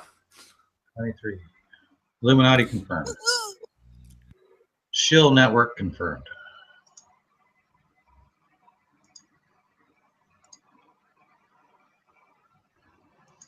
In English Gematria, Paradise, Nevada equals 741. Saturn also equals 741. Here, I'll start at the beginning, guys. Sorry about that. In English Gematria, Paradise, Nevada equals 741. Saturn also equals 741. The brother of the shooter said it was like an asteroid fell out of the sky. Adjusting for the time of the shooting, the asteroid Pleiades in conjunction with Antares and Saturn on the cusp of Scorpio and Ophiuchus on the 254th ecliptic. The Roman goddess Pleiades, the goddess of trust and good faith in Roman paganism, had a temple built for her in the year 254 BC. In ordinal gematria, Saturn, the keeper of time, equals 254. In English gematria, time equals 254 times the measurement of the speed of light, which equals 254. September 11th is the 254th day on the Gregorian calendar. From Inauguration Day on January 20th, this was Trump's 254th day in office. Measuring from Trump Tower to the shooter's hotel window at Mandalay Bay is exactly 2.54 miles. In reverse gematria, country music concert equals 254. In the English Kabbalah, Jason Aldean, when she says baby, equals 254. In Jewish gematria, Trump equals 470. From the assassination attempt on Trump in Las Vegas on June 18, 2016, to the date of the shooting is 470 days. In Jewish gematria, Paradise, Nevada equals 1001, just like the date of the shooting, 1001. The sheriff of Clark County, Joe Lombardo, was spending his 1001st day in office. In the reverse order, ritual sacrifice equals 251. Sheriff Joe Lombardo, birthday November 8, 1962, meaning he was exactly 20,051 days old. 251, the 54th prime number. The sheriff and the governor, both 54 years old. Their birthdays are 270 days apart. The Society of Jesus motto for the greater glory of God has Gematria of 270, and her birthday, September 27th, the 270th day of the year. In the alphabetic, You guys can see it, right? Tell me now before I finish this. I can see it, yeah. Okay, good. order, Las Vegas Village equals 154. Ritual sacrifice equals 154. The Society of Jesus, founded in the year 1540, on the date 9/27. Sacrifice and square number gematria of 927. Using prime numbers, ritual sacrifice equals 477. From the formation of the Society of Jesus to the date of the shooting was just over 477 years. From the date of the Pulse nightclub shooting on June 12, 2016 to the date of the Las Vegas shooting was exactly a span of 477 days. In ordinal gematria, the address of the Mandalay Bay Casino, 3950 South Las Vegas Boulevard, equals 477. On that night, on Sunday Night Football, the Seahawks had 477 net yards on offense. Mandalay Bay in ordinal equals 99. Yom Kippur equals 99 and 144. Yom Kippur is a day of judgment, 99 and 144. Stephen Paddock, born April 9th. April 9th was the 99th day of the year. Hugh Hefner, dead at the age of 91. Also born on April 9th, again the 99th day of the year. In reduction gematria, the United States of America equals 99. When taking capital letters into account, America equals 99. In August, we had the first coast-to-coast solar eclipse in the U.S. in just over 99 years. The point of longest duration was in the state of Illinois, 99. Alleged gunman Stephen Paddock had a 13 tattooed onto his neck. The word 13, when spelled out, sums to 99. The next solar eclipse will be on April 8th, 2024. That's a leap year, so it's the 99th day of the year. The 13th prime number is 41. This shooting took place exactly 41 days after the solar eclipse. USA has ordinal gematria of 41. The 41st prime number is 179. The alleged gunman's full name, Stephen Craig Paddock, equals 179. In reduction, the shooter's full name sums to 89. He is said to have fired from the 32nd floor. In reverse reduction, this equals 89. 32nd floor has reduction value of 91. The shooting was at the Route 91 Harvest Festival. The date, October 1st, leaves 91 days left in the year. 91 is the 13th triangular number. Ritual has a square value of 1391. In ordinal, 32nd floor equals 226. This was a sacrifice, 226. In paradise, which is 226 using prime numbers. In reverse, 32nd floor equals 233. The date of the eclipse, August 21st, was the 233rd day of the year. The eclipse was on the date August 21st. Most of the world writes this date 21/8. In gematria, 32nd floor equals 821 and 218 in Satanic and the English Kabbalah. Visit my channel to see the full version of this video. Thanks for watching. Have a good one. That was an awesome vid. Thanks. Yeah, I'm going to do that format some more with some of these other things I'm decoding right now. That was good. Yeah. So it all seems to, it all seems to coincide. The numbers are all there, right? Well, yeah, I mean, that quick hitter could have been like 15 or 20 minutes had I gone over everything that was in that video, but I just wanted to make it like a preview for people. And it's just wild how it does all come together. You have all these different religious and secret societies with certain dates that they were born on or that they were established, I should say. And they all celebrate their anniversaries, and it just all seems to mix together in these big events. And when I was already uncovering the number 477 in relation to Hugh Hefner and the Society of Jesus. I had a whole video on that. And then we find out that this shooting occurs 477 days after the Pulse shooting. And I'm like, you got to be kidding me. Like, I hope people are watching my work so they can see I just made a video about 477. And then we have this find. And the Seahawks had 477 yards in the game, too. Like, that's what I'm talking about. I mean, scripted to the yard, scripted to the second. I don't know how they do it, but see, that was going to be one of my questions, and this might take us into a deep conversation, or maybe it'll end quickly because we don't really have an answer.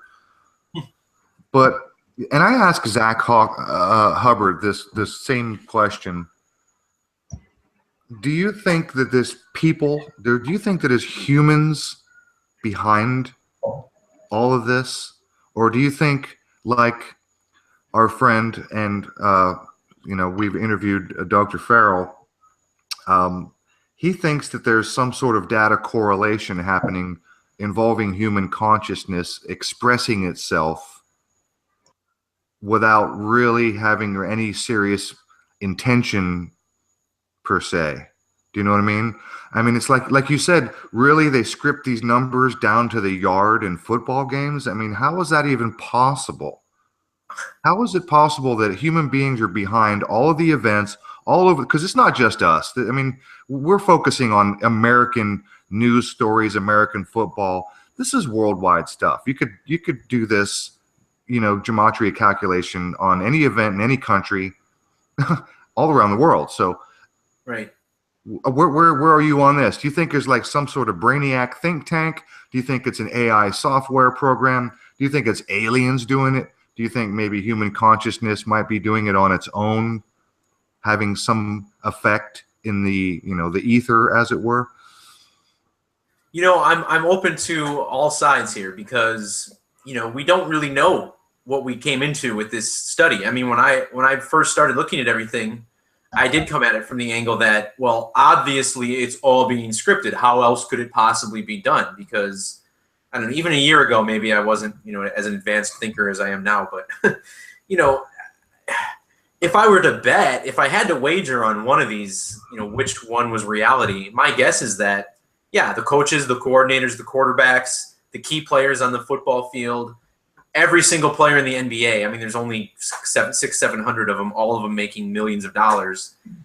If I were to wager, I would say that they got some kind of system figured out, and they're probably using some sort of software program, because I mentioned those stat syncs earlier. And there's just no way anybody's sitting there thinking, oh, we'll give him this many touchdowns this game, that many touchdowns this game. There's no way. There would have to be software in place for them to come to these amazing. Yeah, with all the games, all the football games, the hockey games, the basketball games. And this the players, the organic angle, like their birthdays, the touchdown.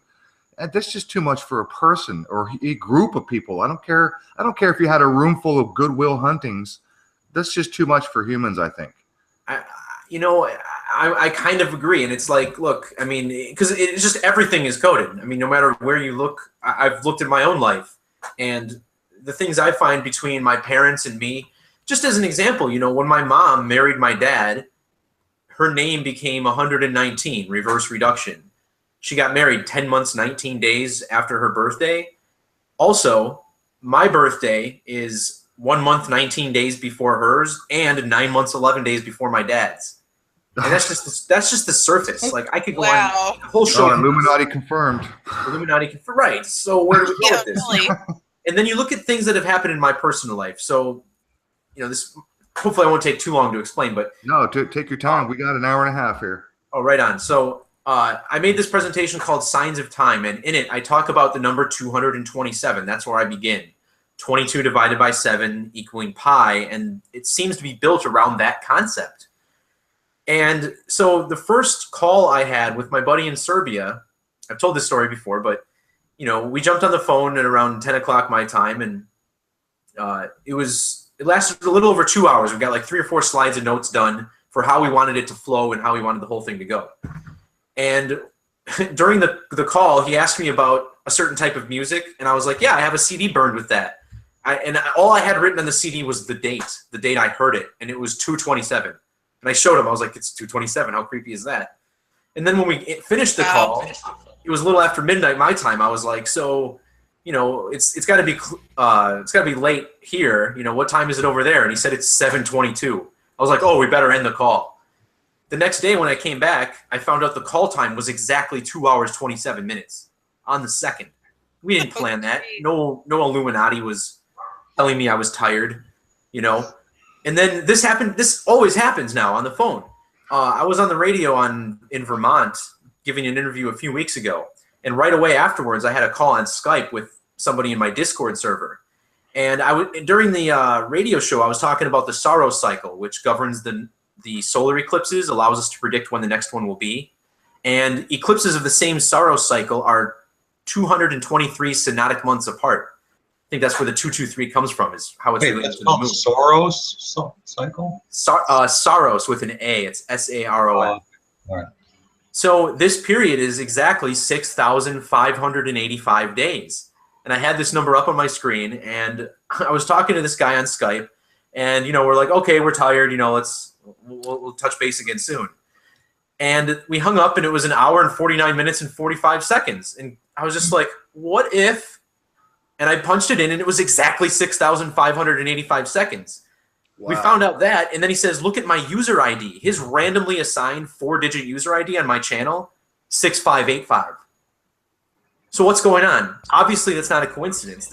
These things don't just keep piling up and saying, coincidence, coincidence, coincidence. These are just the things I'm noticing. This is every time.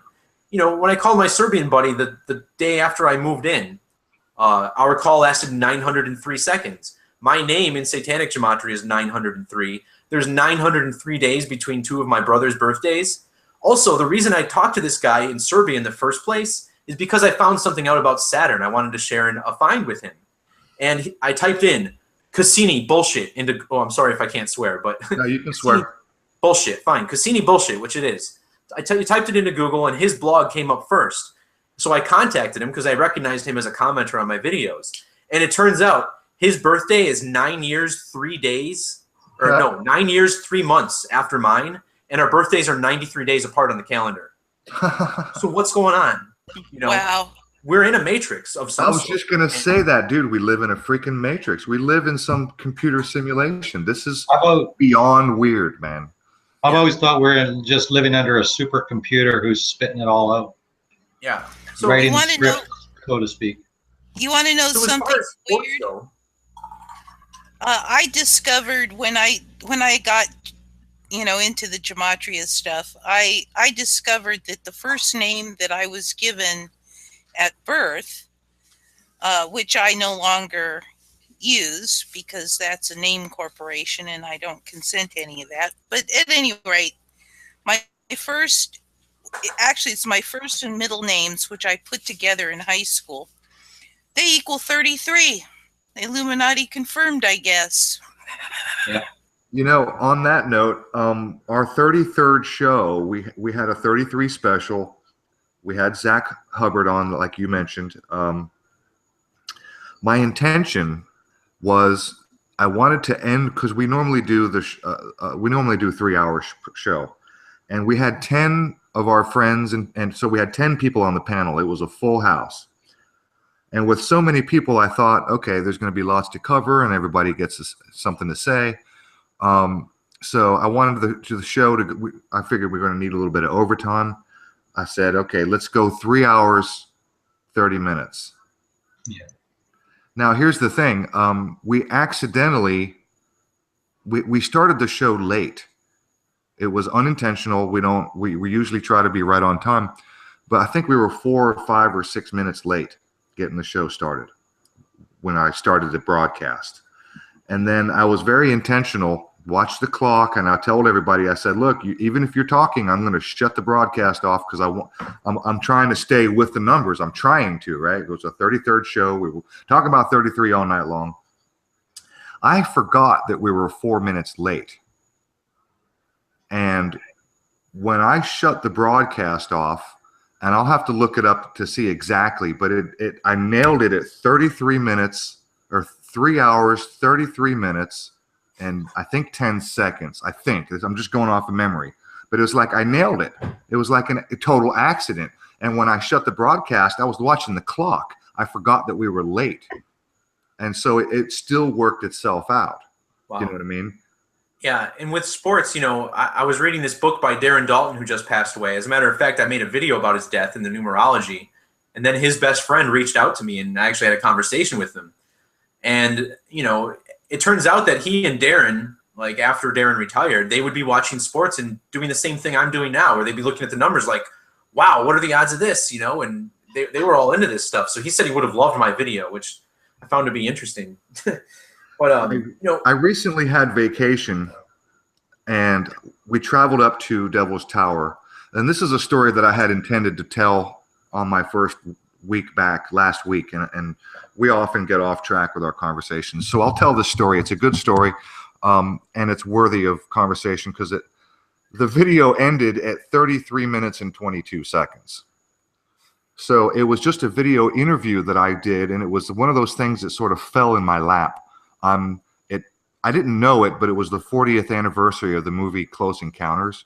And I saw that movie at the base of Devil's Tower too. Yeah, that was awesome. Oh, did you? Yeah. Oh, cool. Okay, so my wife and I vacationed. We took our RV. We drove up to Devil's Tower, and we just wanted to go take a big, long road trip in the RV. And Devil's Tower was one of our main destinations. So while we were there for a couple of days. We didn't know it, but it was the 40th anniversary of the movie Close Encounters. It just so happens that that very weekend that we were there was a little UFO. It wasn't very big. Little UFO conference happening in this small town right next door with Hewlett, which was the first one they've ever done, first UFO conference. And the guy that pulls into the campsite next to me was Chuck Zukowski. He's the Deputy Director for Animal Mutilation Investigations for MUFON International. And really great guy. I got to know him pretty well. He gave me an hour of his time, and he sat down with me and gave me a good interview. It turns out the interview was in two parts because I used my cell phone, and after about 30 minutes or so, my phone shut itself off. It said, you know, video recording too long, and then I had to restart the video to finish the interview. So the first interview, which is one of two parts on my channel, it's 33 minutes and 22 seconds. So, I mean, look, I'm not a freaking Freemason. I'm not a rich man. I'm not Illuminati. I don't have family in high places. You know, I'm not connected. I don't have, you know, my father was not military intelligence. You know, I'm not connected in any way. But I see this all the time. I see it in so many, a lot of truther videos. How many times have you seen 33-minute video or a minute or 3 minutes and 33 seconds? Happens a lot. In my videos, that happens too. And people are like, are you Illuminati? And I'm like, it just happens. Like, what do you, yeah. It's the craziest, and it happens so often. It's disgusting. It's more than ridiculous. It's more than coincidence. Oh, yeah.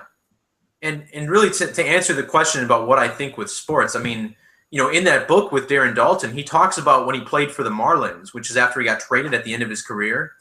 And he talks about how he had a game-winning base hit, a double down the line. And after the game in the locker room, he just broke down crying because he said, you know, after 13 years, you understand what your body is and isn't capable of. And he's like, whatever happened on that field was not me.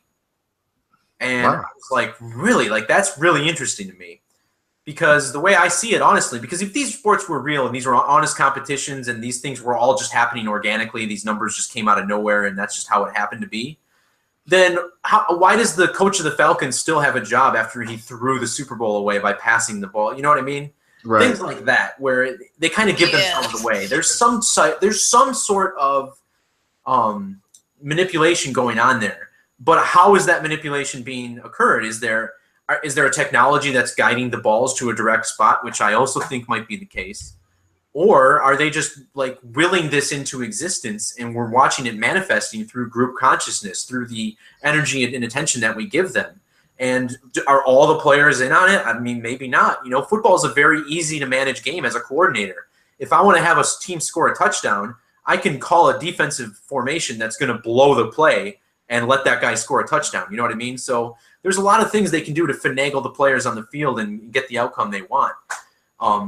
Just real quick, a story about, you know, what the biggest Little League game I ever played when I came on in the 7th inning, which was the last inning, and I had to save the game. We were up by 1 run. And there was a player who was in left field. He was the coach's son, not very coordinated, couldn't really play baseball very well. And with a guy on second base and 1 out, I threw the ball, and the guy hit it, and right to left field. It was a line drive to left. And instantly my heart sank, like, oh my God, I know who's back there. He's not going to make the play. And I looked back, and I kid you not, he takes like 2 steps, he closes his eyes, and he raises his hand like this, and the ball just goes into his glove like magic. Wow. So I look back at things like that happened in my life, where it's like all this energy, all this emotion was packed into this game, and that happened. If I saw that on TV, I'd be like, oh, it's rigged. But what is it really? What are we watching? I don't know. And that's kind of the fascination. Like, I'll still watch a sports game once in a while and just kind of like a Copperfield show. Like, how are they doing this? Yeah. How's it going on? I don't know. I think it's both. You know, it occurred to me that I don't think ever in my entire life and ever in my research career as a truth seeker, never have I ever heard not one single player, not present, not past, not a retired player from any sport, not one player has ever come forward and said, yeah, they asked me to fumble the ball on the 13th yard line, or they, you know, they wanted the down to be on the, you know what I mean? Yeah. Nothing. Right. Never. Nobody's ever, look, there's lots of scandals and people talk, you know, loose lips sink ships.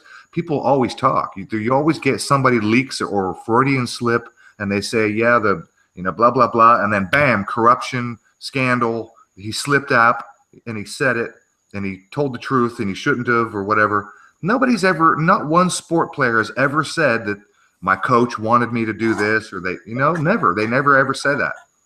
Yeah, it's strange. So and the way I look at that is like, well, you know, you have these athletes who, you know, I like I said, I think some of them are definitely in on it, but in a game like football, maybe not everybody.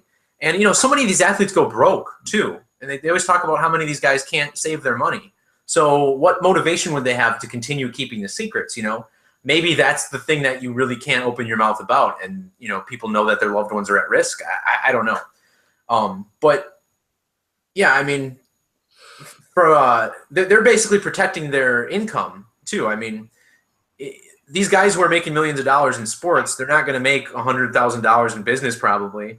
So for them, it's a matter of job security and keeping the whole thing going, you know, because they have friends and relatives who are also in these leagues making money off of it. So, I mean, I can see keeping the secret, but again, you're right. It's like, how can all these people, and we haven't had one say, like, they asked me to rig the games, and maybe they have very advanced psychological testing that they only bring it up to the people that they think are going to be susceptible to it as well. I mean, I don't know how these people operate. So, but you're right, and that's why I'm open to a lot of things, because I haven't heard someone come out and reveal it myself. It considering that it is possible that they only use genetic psychopaths, and the psychopaths are far less likely to break, you know, because they love their duping. You know, it's like duping the masses. They're not going to tell them about it. You know what I mean? I'm just throwing that out there. I don't know whether that's they probably true. just have to sign a non-disclosure when they enter the league, right? Where you can't discuss And Maybe their they're trapped in that. They're life trapped and inside that, right? Yeah. could be.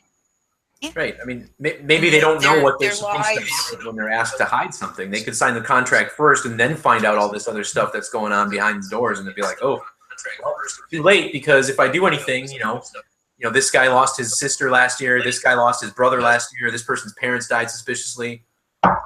There's all these deaths that surround these athletes all the time, and maybe that's a good way to keep people quiet. I don't know, but there's something messed up going on. Something I got to tell you before I forget.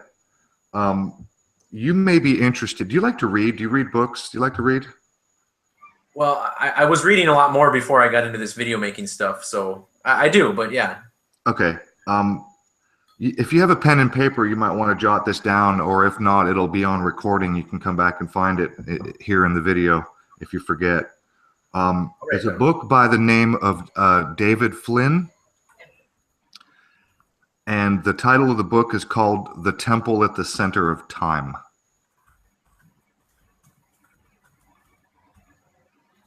Right on.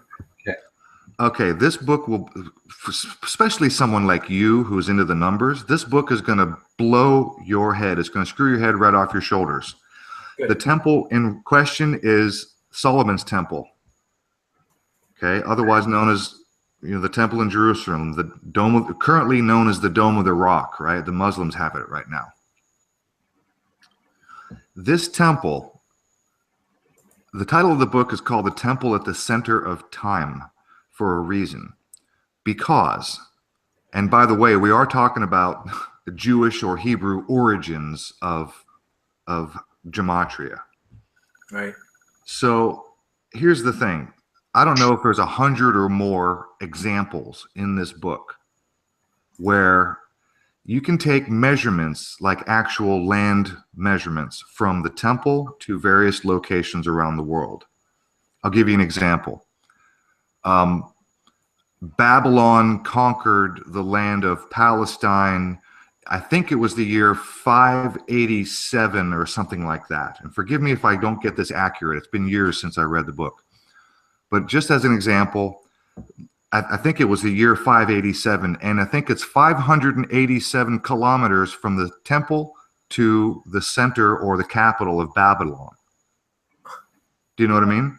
Yeah. And then in 1948, England gave Israel to the Jews, right?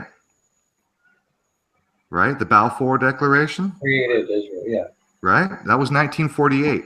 Correct. I think it's 100. I think it's 1948 nautical miles from the center of London to the temple in Jerusalem. Right. Yeah. I Wow. mean, I believe it because The examples go on and on. This book is just mind blowing. yeah, and that's what I uncover in as many videos as I can. I try to find those elements of geomancy where you measure. Someone in my channel brought this to my attention from the Las Vegas shooting. If you measure from the front door of the Masonic Temple on 632 East Charleston, ancient accepted Scottish Rite of Freemasonry equals 632 in Gematria, Jewish equals 632. Anyway, if you measure from the front door of that building to the shooter's window at Mandalay Bay, it's exactly 7,777 meters. So they do this like in these big events. Let me give you another example. 9/11, for instance, right? What this was, 9/11 was a big celebration as they approached the year 5762 on the Hebrew calendar. Now, if you add 57 and 62, you get 119. And think about 9/11 occurring 1 week before that year. Well, in Gematria, if you write out 5762 in Jewish Gematria, it sums to 3,310. And numerology, ignoring the zeros, it looks like a 331. This is a number that's big in Revelation. The 331st prime number is 2221. That's the last verse of Revelation. There's a lot more that goes into it. But if you measure from the corner, the nearest corner of the World Trade Center Memorial in New York City, and measure to the nearest corner of the Pentagon Memorial for the same memorial, the same 9/11 deal, it's exactly 331 kilometers, like to the centimeter, basically. So, yeah, all these events, man, the big ones especially, and this Vegas one was no exception. The local Masonic lodges, local mayor's office, things like that, the government buildings, seems to always be a certain distance away from this. And if you just measure from where different events in the same thing occurred, I try to do that as much as I can in my videos because Gematria is one thing, but when you see Gematria alongside real life measurements and date spans, things like that really open eyes, I think. Yeah, we all know the police are all involved in their fraternities, their clubs, they're all Masons as well, Freemasons. So they know the language and they use it. But do you think they do it on purpose? Do you think they just, I don't know, like. I think in cases like Vegas, right? I mean, you had the Mandalay Bay open exactly 223 months. And, Vegas is largely Israeli owned. You have a lot of Jewish wealthy people, like Sheldon Adelson, I think, is the best example of that. So to me, I mean, considering especially too that this is all MGM owned, like all these hotels in the corner of this strip here at the bottom of the strip, like I said, you want to be able to rope things off. Well, this is the south end of the strip. There's really nothing to the other side of it. And Yeah, so for something that was in the works for this long, since the 90s at least, you know, I have no doubt that they measured from the Masonic Lodge from a certain point, you know, built the Trump Tower a certain number of miles from the spot. I think in events like this, it's got to be designed. You know, again, could this be influenced by dark spirits? Because we know these people are oath keepers, and in that process, you're sort of giving yourself up to quote unquote the dark side a little bit. So whose agenda are you carrying out from that point forward? You know, and maybe that has something to do with it. But to me, it seems like it's human designed, and you know, that's part of the magic spell that they feel like they're putting over the people, I think. Right. You mentioned 777 earlier a couple times already. That's the number that's on this card that Aleister Crowley, one of his books as well. 777. Yeah, the word ascension. Ever looked into the Fibonacci code or the Fibonacci sequence, the golden mean, the ratio of 1.618? Yep. 1 to 1.618. And by the way, what is Fibonacci? Throw Fibonacci into the Gematrinator. What does Fibonacci come out as? Fibonacci is the same as numerology, 44 and 55 in reduction. 145, 125. And then, yeah, it matches in reduction, reverts, and forwards. Yeah. So it basically means the same. I want to show you guys something. Mathematical numbers. Potentially. And I hope my computer Golden doesn't. ratio 1.168, right? That's that magic number, you know. Yeah, the golden ratio. Phi. The phi, not the pi, but the phi. The phi ratio. It's the 1 to 1.618. Yeah. That's the magical number. And that's the magical number on Edward Leeds Fallon's flywheel as well. It's that number. Who built the Coral Castle? In Gematria, order out of chaos equals 777. Using there you go. See, and that's a Aleister Crowley theme too. Yeah, and then cube of Saturn also equals 777. And what's interesting is that Saturn alone equals 511, also in that cipher. And in the octal numbering system, the base 8 numbering system, where there's no 8s or 9s, 511 then becomes 777. Wow. In Gematria, when you write out 777, it's the first number that sums to 314 using the alphabetical order, which is the number for pi. So it ties into the mathematics of the circle also. And one last point, if you multiply 7 by 7 by 7, you get 343, which is the octal, again, of 227. Remember, 22 divided by 7 equals pi.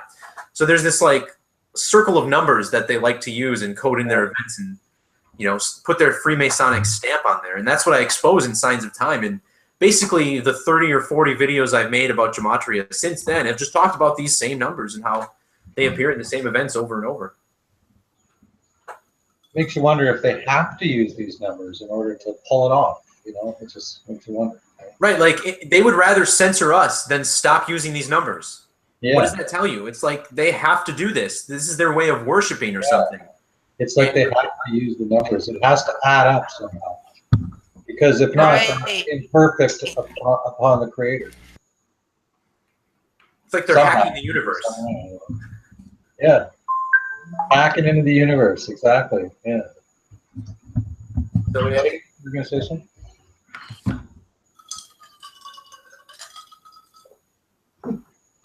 No, go ahead, you guys. I want to pull up these pictures. I want to show you guys something if I can get them pulled up while we're on the show here. I actually have to download these off of my phone right now. So, one note about Fibonacci is that Fibonacci in Satanic Gematria sums to 377, which is the 14th Fibonacci number.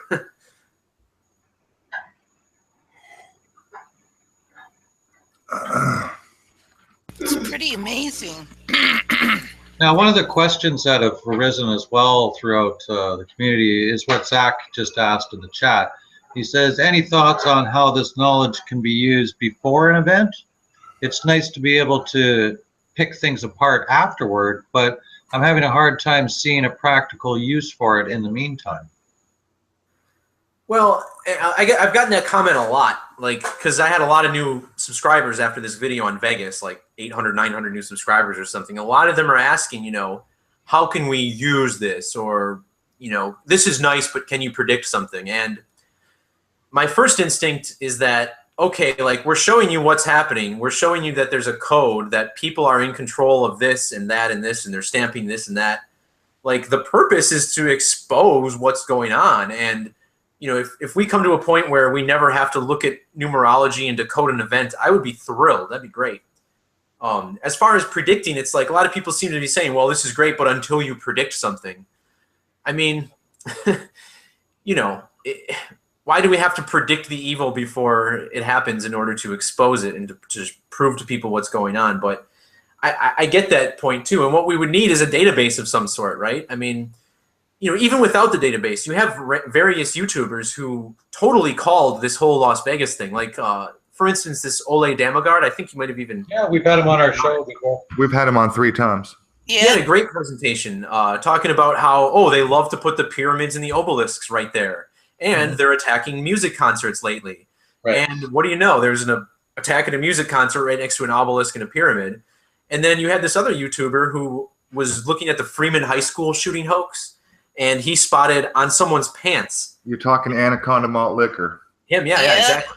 Yep. And he's like, well, we're going to see something in Vegas. And then 2 weeks later, then we get the Vegas shooting. So it's like, people are predicting these things. I mean, maybe we have to do a better job of putting it together and showing people that this is what's happening. But we would need like some sort of celebrity database and say, okay, this numerology just lines up perfectly with this celebrity. Maybe we'll expect them in the news. I don't know. I don't have that much time right now. You know what I mean? Like, it's hard. I don't know what the answer is. And, right. You know, and it seems more people come along and have that statistical mindset to help out. It seems to me they're doing these events in a lot of public places now because they want to have scanning devices in all public places, all public gatherings, train stations, bus stations, you name it. They probably want to put it in cars too because they've been having all these auto psyops as well, right? Yeah, that has to do with tracking the people, I think, to make it even easier.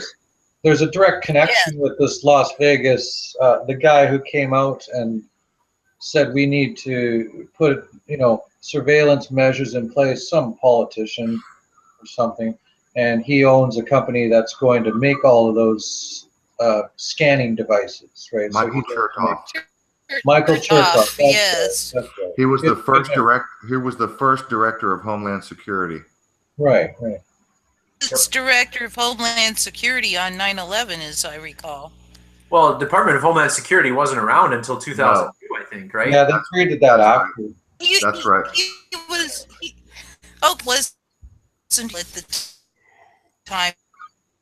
I think Tom Ridge might have been there too. Ian, highlight my channel. I want to show you guys something here.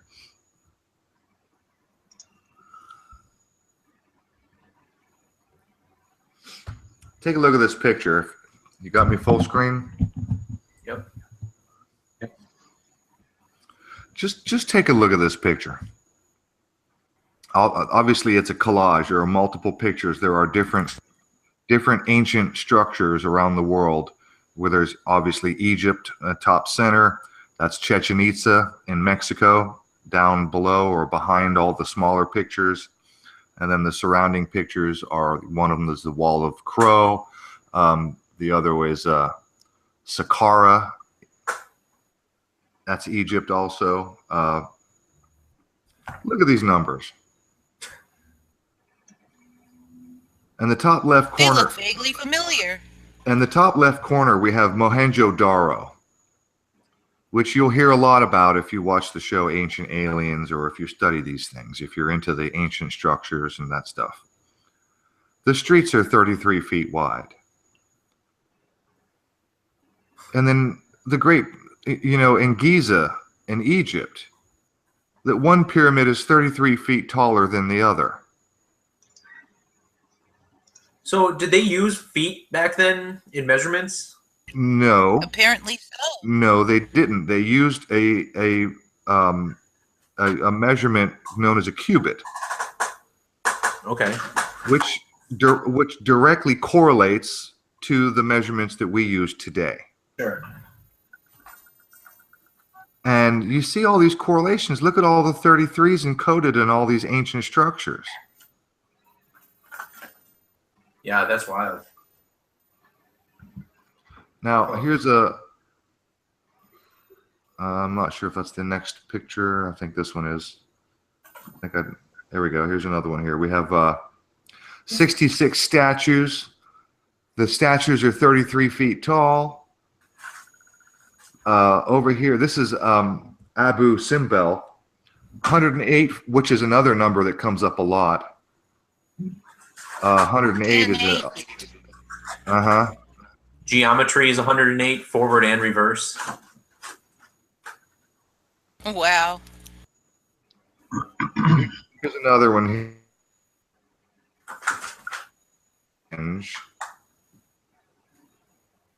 The actual Stonehenge, it's 108 feet wide. Over here to the top left, we have what's called Blue Stonehenge. It's another monument, an older monument, 33 feet in diameter.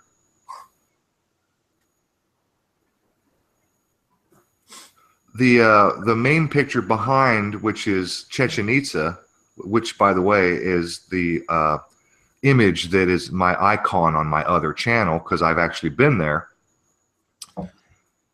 There's an older pyramid, and the base of it is 108 feet wide, and the remnants are still visible. You can't see it on this image, but I got this from God, I can't even remember right now. I'll try to give a shout out to the content creator that I got this from. Got another couple of them here for you. Here's another interesting one here. 98 is a number that seems to come up a lot. And the 1.27272727. Yep. These numbers. So the Cremonia chain at the very top of Chichen Itza is 98 feet. Here's your Fibonacci, which is the 1.618. And then he's comparing this one to Giza. Bottom of the Giza pyramid is 440 feet wide.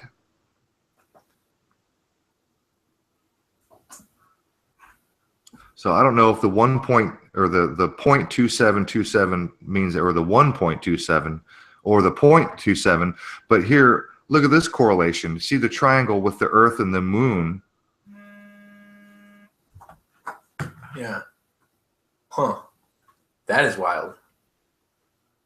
And the Pretty Moon being incredible. 0.27 diameter of the Earth.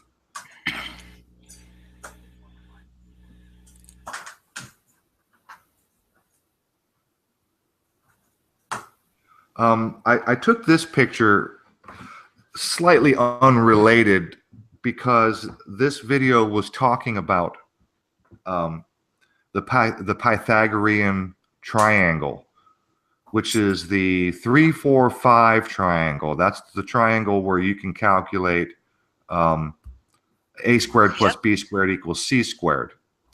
Yep. And he talked about that in this video, but he didn't make mention of it while showing this image.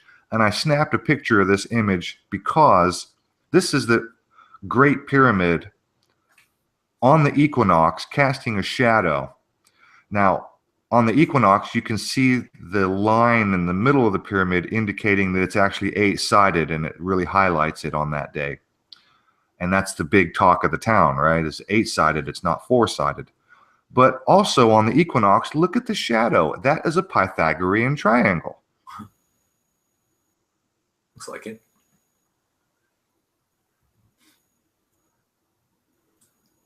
And that'll do it. 33 feet, 22 cubits is what that translates to. And 22 is the master builder number in numerology. Yep. I just wonder if there was more of a nod to the 22 in those cases, or, wonder what that's all about. Yeah, I know. It's just really interesting. I mean, I don't have the answers. All I can do is try to help find things that are interesting that might help us point to an answer. Well, Mr. Grim V, he's no longer in the chat here, but he mentioned earlier that there's 22 letters in the Hebrew alphabet. Yeah.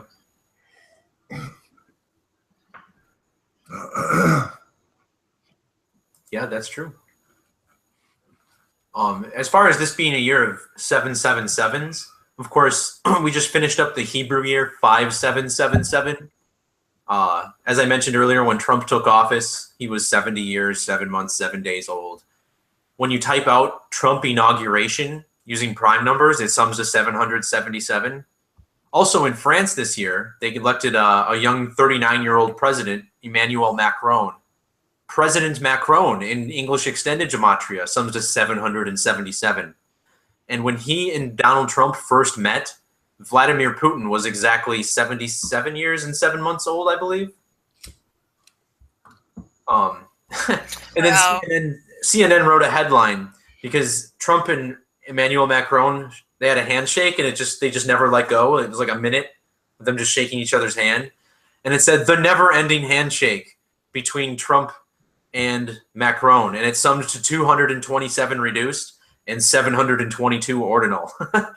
And I was just like, man, that is some good gematria. I mean, you got these two guys coded by 777 meeting and they had this super long handshake. I was like, it's so clear what they're doing. I mean, my goodness. I want to throw this out there. I'm going to have to do another screen share in a moment as soon as this image comes up. And if you guys don't know this, or if you haven't heard, this is pretty damn remarkable. Recently, very, very, very recently, like this week or this month, there was a couple of artifacts found in a cave in Mexico that seemed to show unequivocally aliens. Unquestionably, it's like a gray alien carved into stone. And there are a couple of different images, and just pardon me while I chatter away and explain it while the images are coming up. And as soon as they do, I'll screen share. But something really, here we go. Here's one. And then I may just play the video and let you guys watch the rest of it. Give me a second. Screen share. Okay. Okay, check this out. Now, this might seem a little bit unrelated, but I'm going to tie this in potentially in just a moment. You guys can see that? Yeah. Wow.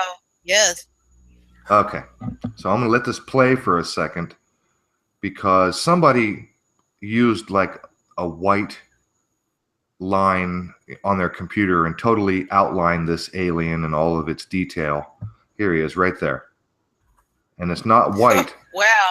It's not white. And I got the video paused right now, so I want to show you something.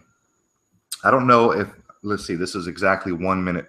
So I'm going to jump ahead and see if I can find where it's, there it is, outlined in white. What do you see there?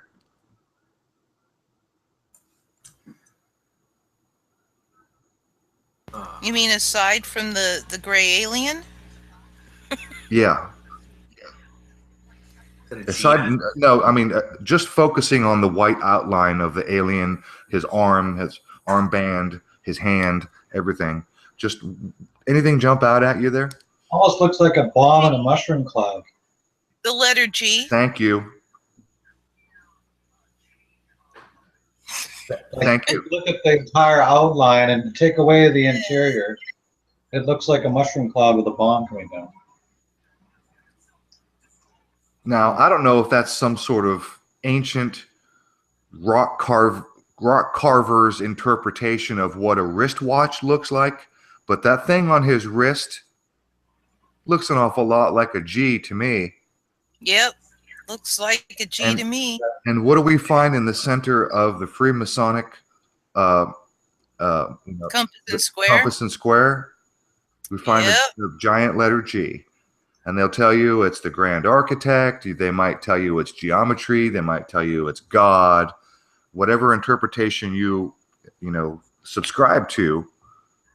It's 33 in Francis Bacon. And 42 in Satanic. I don't know. I don't know. I just saw this the other day, and I was like, is that a freaking G on his wrist? That's wild.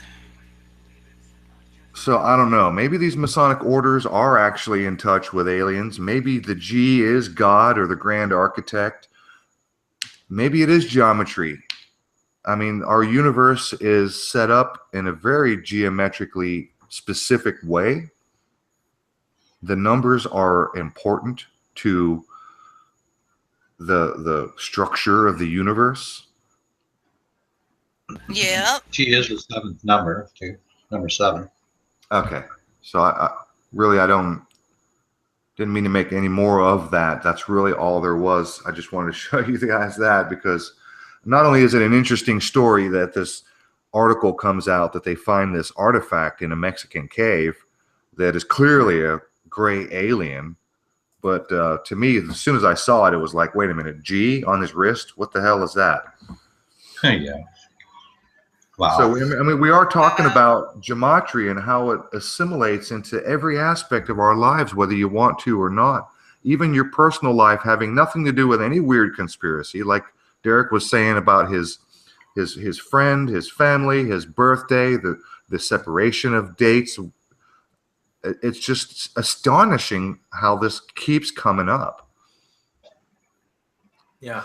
Yeah. Well, yeah, it could be the sign of some alien knowledge that's just been descended upon the earth. I mean, you look at ancient times and how everything was set up back then with their buildings, and you can't help but wonder if some of that was divinely inspired. I mean, the people walking around the streets these days sure as hell can't figure a lot of that stuff out. So at what point did we get so smart? I mean, did it really evolve over time, or was there a sudden interjection at some point in history?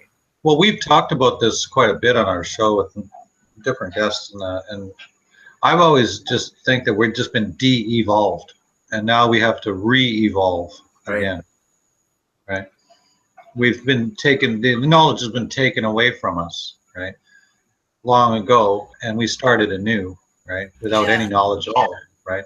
And then we have to rebuild from that. I don't know whether evolve is the right term, but we certainly have Yeah. to learn. Right, learn everything again, yeah. Yes. Which in itself is a form of evolving, yeah. But yeah. Well, I suppose, but when I think of evolution, Well, yeah. you know, what's his name? Then I'd laugh. When I think of the evolutionary theory, I laugh. That's what I do. I'm looking for.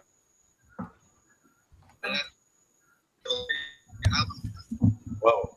Somebody's got some feedback, echo. Having audio issues. Can you guys hear me okay right now? Yeah, Yeah. we can hear you now. So, Derek, go ahead. I am all for a backward step in technology at this point. You know, seeing this new iPhone release come out, you got the facial recognition technology, not just so that it recognizes your face, not just the user. Oh no. If you walk behind anybody who's trying to unlock their phone with their phone in front of their face, it's going to catch your face in the background too. It's going to have a little map of where everybody is, you know, what their names are. We were just at the ballpark like a couple months ago. My brother took our pictures, and I don't know if it's because my phone picked up on the Wi-Fi network there, or if it was really using facial recognition software, but it identified all 4 of us without him tagging any of us. And Wow. I don't care for that. What is that adding to our lives? It's adding the capability of others to track you is what it's doing. It's not adding anything to my life. That's right. That's cool, that's but freaky. big freaking deal. I'm tired of cool things being released.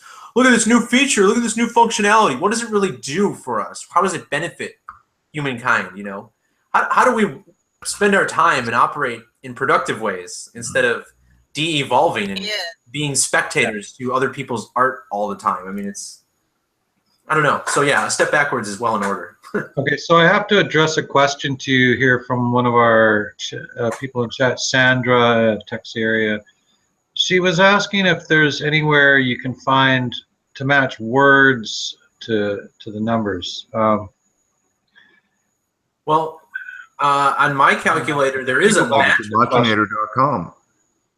Yeah, I mean, if you click, so let's say you enter a number you can type in a number into my calculator, and as long as you have 12 or fewer ciphers open, you click the match button, and it's going to give you a list of words and phrases that match that have been previously searched for in the database. Right. You can also enter multiple numbers. So if you want to see if there's any values that, or if there's any phrases that sum to 33 and 66, you can type in 2 numbers separated by a space, and you'll get matches for those numbers as well. Oh, cool. Because I was going to ask you, I mean, I'll be honest, I've been to your website a few times on several occasions. I haven't spent a lot of time on your site, and I haven't really explored it completely. So I wanted to ask, is it set up to sort of like back engineer this concept? So like, for instance, Ian played your 6-minute video, and in the beginning you talked about the Day of Judgment being 144 is known as the Day of Judgment in the Hebrews tradition. So let's say, for instance, because 144 is a very significant number. It's 12 times 12, right? It's what we call a gross. It's the prime. It's the prime number. It's the prime number. It's a gross. It's 12 is a major significant number. 12 times 12 is 144. So let's just say that I come across. Say again. It's the 12th Fibonacci number also. Oh, cool. Okay. And So Washington, for instance, 144 square.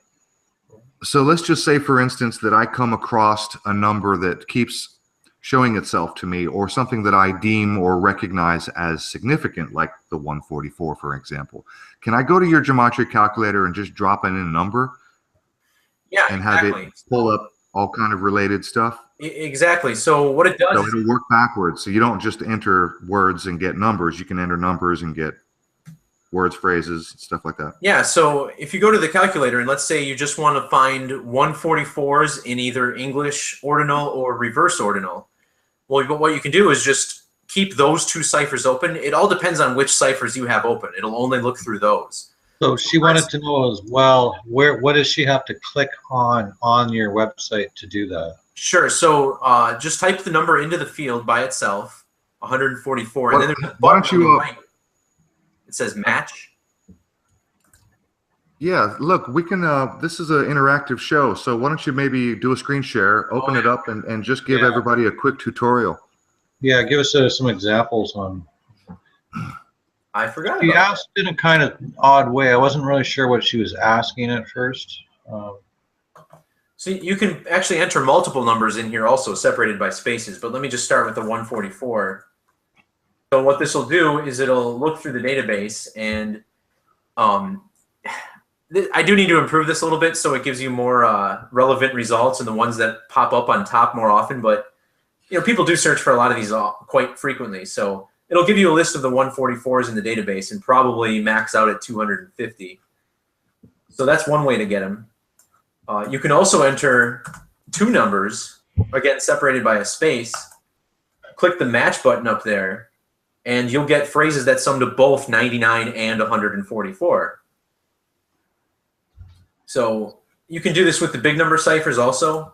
For instance, I noticed that there were 489 injured at the concert, reported according to Wikipedia, and gun control 489, also false flag and reverse satanic 489.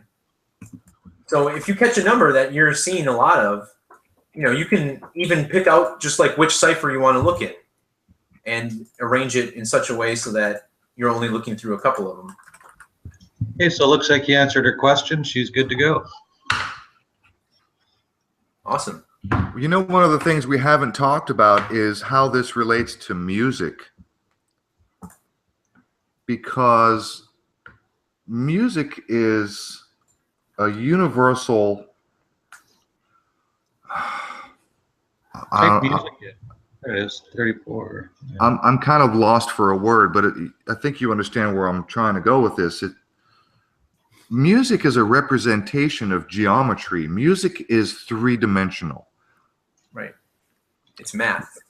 Music is math, and it was Pythagoras who came up with the scales and the mathematical equations that relate to each other in terms of what we call today music theory, as far as the different relationship between the spacing of notes and the vibrational frequencies of those notes and the harmonic interactions between those notes. So we've got these numbers that are floating around the internet, the 528, the 432. What other significance might those numbers have in Gematria, for instance? Like, you might find videos that say that 528 is the healing number and 432. See, like, I'm a guitar player, so the A note is a 440 note. Okay, Right. the frequency is 440 hertz. And there's a lot of people that say that 432 is better, or was perhaps the original intended note until it was somehow amalgamated worldwide into an organized. It's like, okay, everybody, we're going to tune to this frequency, so everybody has the A note. You know what I mean? So Right. So how can we maybe tie music and their frequencies according to the notes? Yeah, I see music obviously as an expression of math, and I used to make music, electronic music, so I always dug all the different effects and everything you could do to a note to warp it and change it. And as far as the relationship between music and gematria, I think what you're looking at really is a relationship to geometry, and then gematria is another different type of relationship to gematria, or to geometry, I should say. So I don't know if the two are necessarily related, speaking about gematria and music. I think they're just different expressions of a form of numerology. I do see that number 432, like you said, I mean, supposedly music tuned to that frequency is much more soothing to the ear. I've done tests myself where I tried to identify the difference between a 432 and a 440 tune, and I wasn't very good at it. So I don't know if there's really anything to it, but hey, I mean, with the level of conspiracy that we're uncovering, who's going to doubt that they'll try to mess with our heads like that too? And the music industry in general, I mean, the type of things that they'll do before releasing an album. I've heard interviews with a guy from the industry who took part in satanic rituals, like literally cursing CDs before they would go out to the public. Yeah, they do a ritual when they do that in the holiday. Well, I think I'm convinced that there is something significant in relation to how music and the numbers associated tie in, because and I'll just ask you, are you familiar with cymatics? I can't say that I am. Not really. Oh, really? Okay. Well, then maybe I should share a video. Don't play the video we did before. All right, real quick about 432, one last thing. Sure. If you multiply 432 by 432 and then subtract 324, you get the speed of light. Wait, say that again? Wow. Wow. Hang on, let me so speed of light is going to be, let's see, speed of light in feet per second.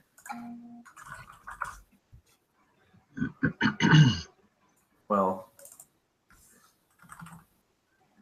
I don't know how to run this cat. This doesn't make any sense. All I know is, yeah, it's going to be really close to this number. It's just 432 times 432 minus 324.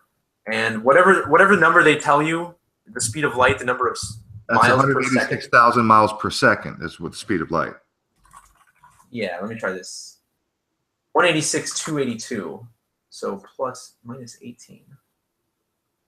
So I think it was 342. Yeah, there you go. So if you multiply those numbers and then subtract transposition of the number, you get the speed of light. Now, Wow. Granted, I don't know if anybody's really accurately measured the speed of light. I mean, isn't light kind of like time in the first place? So maybe that, again, this could just be numerology. Like, how many digits of pi are accurate before maybe there's some kind of coding there? You know what I mean? Wow, that's interesting as hell right there. And yeah, I think the speed of light has been accurately measured. While there are things that do travel faster than the speed of light, it is sort of a conspiracy to say that the speed of light is the fastest speed we know, which is actually not true. The speed of light has been accurately measured because we can bounce lasers off of things and get deadly accurate measurements because we have in fact measured the speed of light, and we can sense when it shows up and how much time it takes for it to show up, and then do the calculation backwards that way. Yep. And get some very deadly accurate measurements. So yeah, the speed of light has been measured, but here, let me do a quick screen share. I have to show you something because this relates. I'm convinced that this relates. And if you're not familiar with cymatics, just get a load of this, because we are talking about the universe, geometry, how the universe works. Sacred geometry. Yes, and this correlates to sacred geometry. So Derek, if you're not familiar, what you're about to see is, imagine a speaker cone. Take a speaker out of the speaker box and put it on the floor, magnet down, cone up. The guy puts a steel plate on top of the speaker and he pours salt on it, and he has the speaker hooked up to a frequency generator. Okay, so I don't know if the sound is going to come through on. I'm familiar with this now that I see it, but it's been a while. This is what happens. Watch this.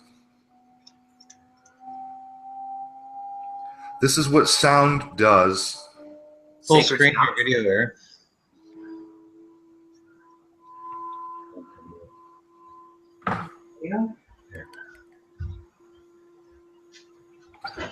So that's one frequency.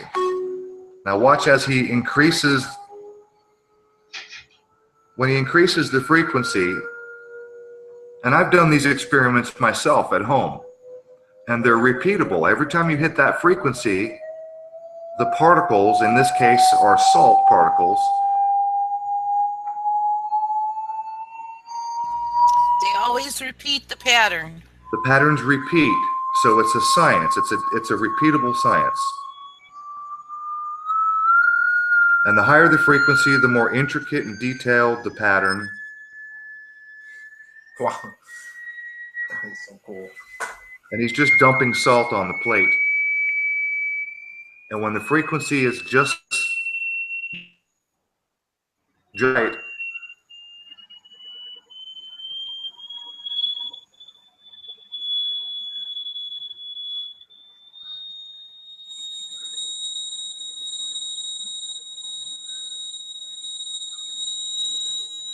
Wow, look at that.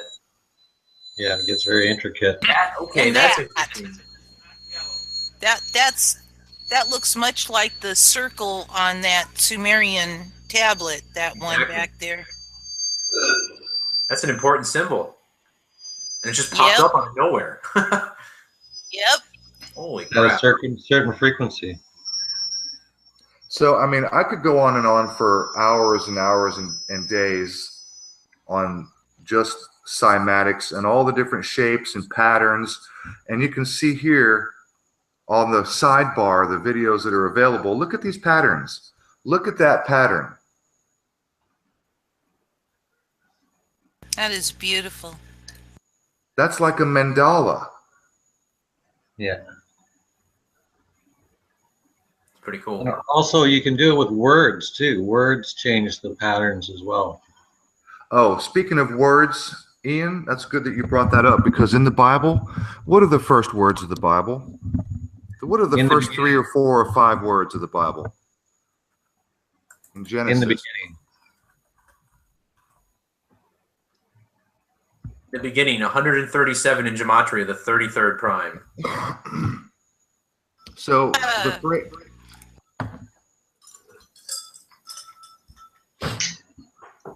in the beginning, God said, "Let there be light." And there was light.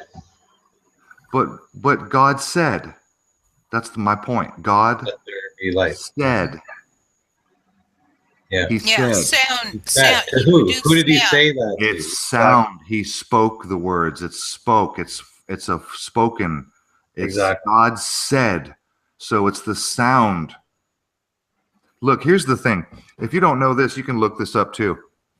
I don't have time to pull up all these websites, but there are articles that show and talk about, science research studies where they take certain sound frequencies and they can take and cause a DNA molecule to literally unravel. And by using a certain particular frequency, they can actually cause a damaged, unraveled DNA molecule to actually wind itself back up and put itself back together. Yep. With sound. Yeah. Yep. Blue Blood says here, God spoke the world into existence. Resonant. That's right. He spoke the world into existence. It was sound. Right. And that's how we live in this reality, is under a certain vibrational spectrum. So there is a definite, undeniable geometry to sound. Sound is three-dimensional. Yeah. So And we're also, talking about geometry and numbers and the fabric and the makeup and manipulating the universe, our existence. And we've talked about how these numbers in Gematria keep popping up, and is it really people, or are we in a matrix? Is it aliens? Is it AI? Nobody can really... Go ahead, Ian. Speaking of sounds, like I watched a Truth Stream, Aaron and Yep. Melissa, they did a video about how they do that tribal drum beat in the songs, right? Especially in these new songs. If you listen to that Imagine Dragons, I don't know if you know them or not, but they did that Radioactive song, and they have a new one. And it has this tribal drum beat sound to it, like do do do do do do do do do like that, and it's very repetitive. It's actually like mind controlling, and it's hypnotizing. Right? Yeah, that band has a song called Believer or something. Yeah, that's the one. Maybe I'm paranoid, but it's almost like they're poking fun at conspiracy theorists. Like, oh, are they? Okay. Oh, they do. There's a brand new movie coming out right now called Geostorm that's going to poke fun of all the people like Dane Wigington and everybody who talks about chemtrails and weather modification. So, in the future, when you try to tell somebody about it, they can say, oh, you got that from that dumb movie, didn't you? Right. Yeah, they give you the truth in a movie to put this fictional element with it. Yeah. They'll just ignore it in reality. That's part of you just watched the movie. Which is ironic because it's always truth in movies, lies in the news. Yeah. And they turn everything upside down and make everything backwards, so we think the opposite. Yep. Right. Yeah, I've realized that, though, that the whole industry, really, I mean, one of its sole purposes is to control the mind of the people who are watching it. That's right. That's right. It's not just limited to entertainment about the movie within. It's about controlling your thought on everything. And I don't know when it started, probably when it first began, but it certainly seems like every show has an agenda now. So Derek, you're a computer programmer, right? Well, I like to remind people that Gematrinator was the first website I built, since I was 13 when I was typing out HTML. I pick up on things quickly. I know programming for Office, VBA, and then I'm learning the internet stuff. Okay. Well. Yeah. So have you considered, or if not, then I'll just ask you, what do you think about this? Look, we've all grown up before computers and through the whole, maturing of the computer age. And do you remember back in the old days when the computer had 512 RAM or something like that, right? Yeah. Right? Yep. I had a gigabyte of memory on my first computer, which is less than what a game is. And the numbers, the incremental numbers as they increase. Why is it 512? Why wouldn't it be 500 RAM? Well, because 512 is a multiple of 2. Right. The way computer data actually is, when they tell you it's a gigabyte, it's actually 1,024 megabytes. Right. So it has to do with the power of 2, like she said. 2 to the 6th would be 64, and then 128, 256, 512, 1,024. Right. 64, 128, 512. That's right. That's how it started. Yeah. I think now you get if you pay close attention to version numbers, 10 they'll do a lot of trickery with that. Well, 10, the base 10 is a multiple of 2. It would work just the same if multiple of 2 is the issue. Why 64? Why not 60? Yeah. I You don't know what I mean? Why did we start off with? Because 10 Aaron, 10 has another prime number involved. 64 has two. You're breaking up, Amy. Say that again. Yeah, you have to repeat that. You're breaking up.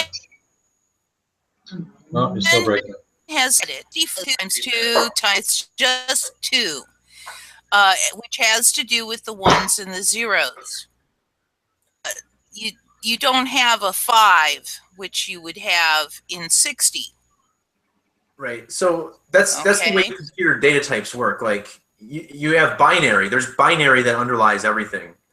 So if I want to set a variable and I want that variable to be the number 6, I can set the variable as a certain size, and I can set that variable as like a single, which is a small number, or I can do a double, which is a really large number. And if you set a variable as a single, it's only going to take up like, I think maybe 8 bytes. I could be wrong. And then if you set it as a double, well, now it's going to take 64 bytes because it's 4 times as much. And as a result, because it's now 32 or 64 digits, you can change that number based on the binary code. So the number 6 in binary is going to be, 0, 1, 1 or something. And essentially what you're doing is you're allocating more zeros and ones for that particular object. So the way computers work, they just go, they try to double it if you can. Occasionally you'll see a 1.5 multiplication, but it's usually just going to be powers of 2, powers of 2, powers of 2. Because that's how computer, like at the very base of computer programming, the binary language is based on just 2s. Well, it's more than the power of 2, though, because they settled on certain numbers, right? We've got 8, 16, 32, 64, 128. Yeah. Right? 256, 512. So these are divisions of 8. Well, no. It boils down to 2. 16. Yeah, it boils down to 2. I know it boils down. Okay, you're right. It does boil down to 2. But the multiples are in are in fractions of 8. From 16, 32, 16-bit, 32-bit, 64.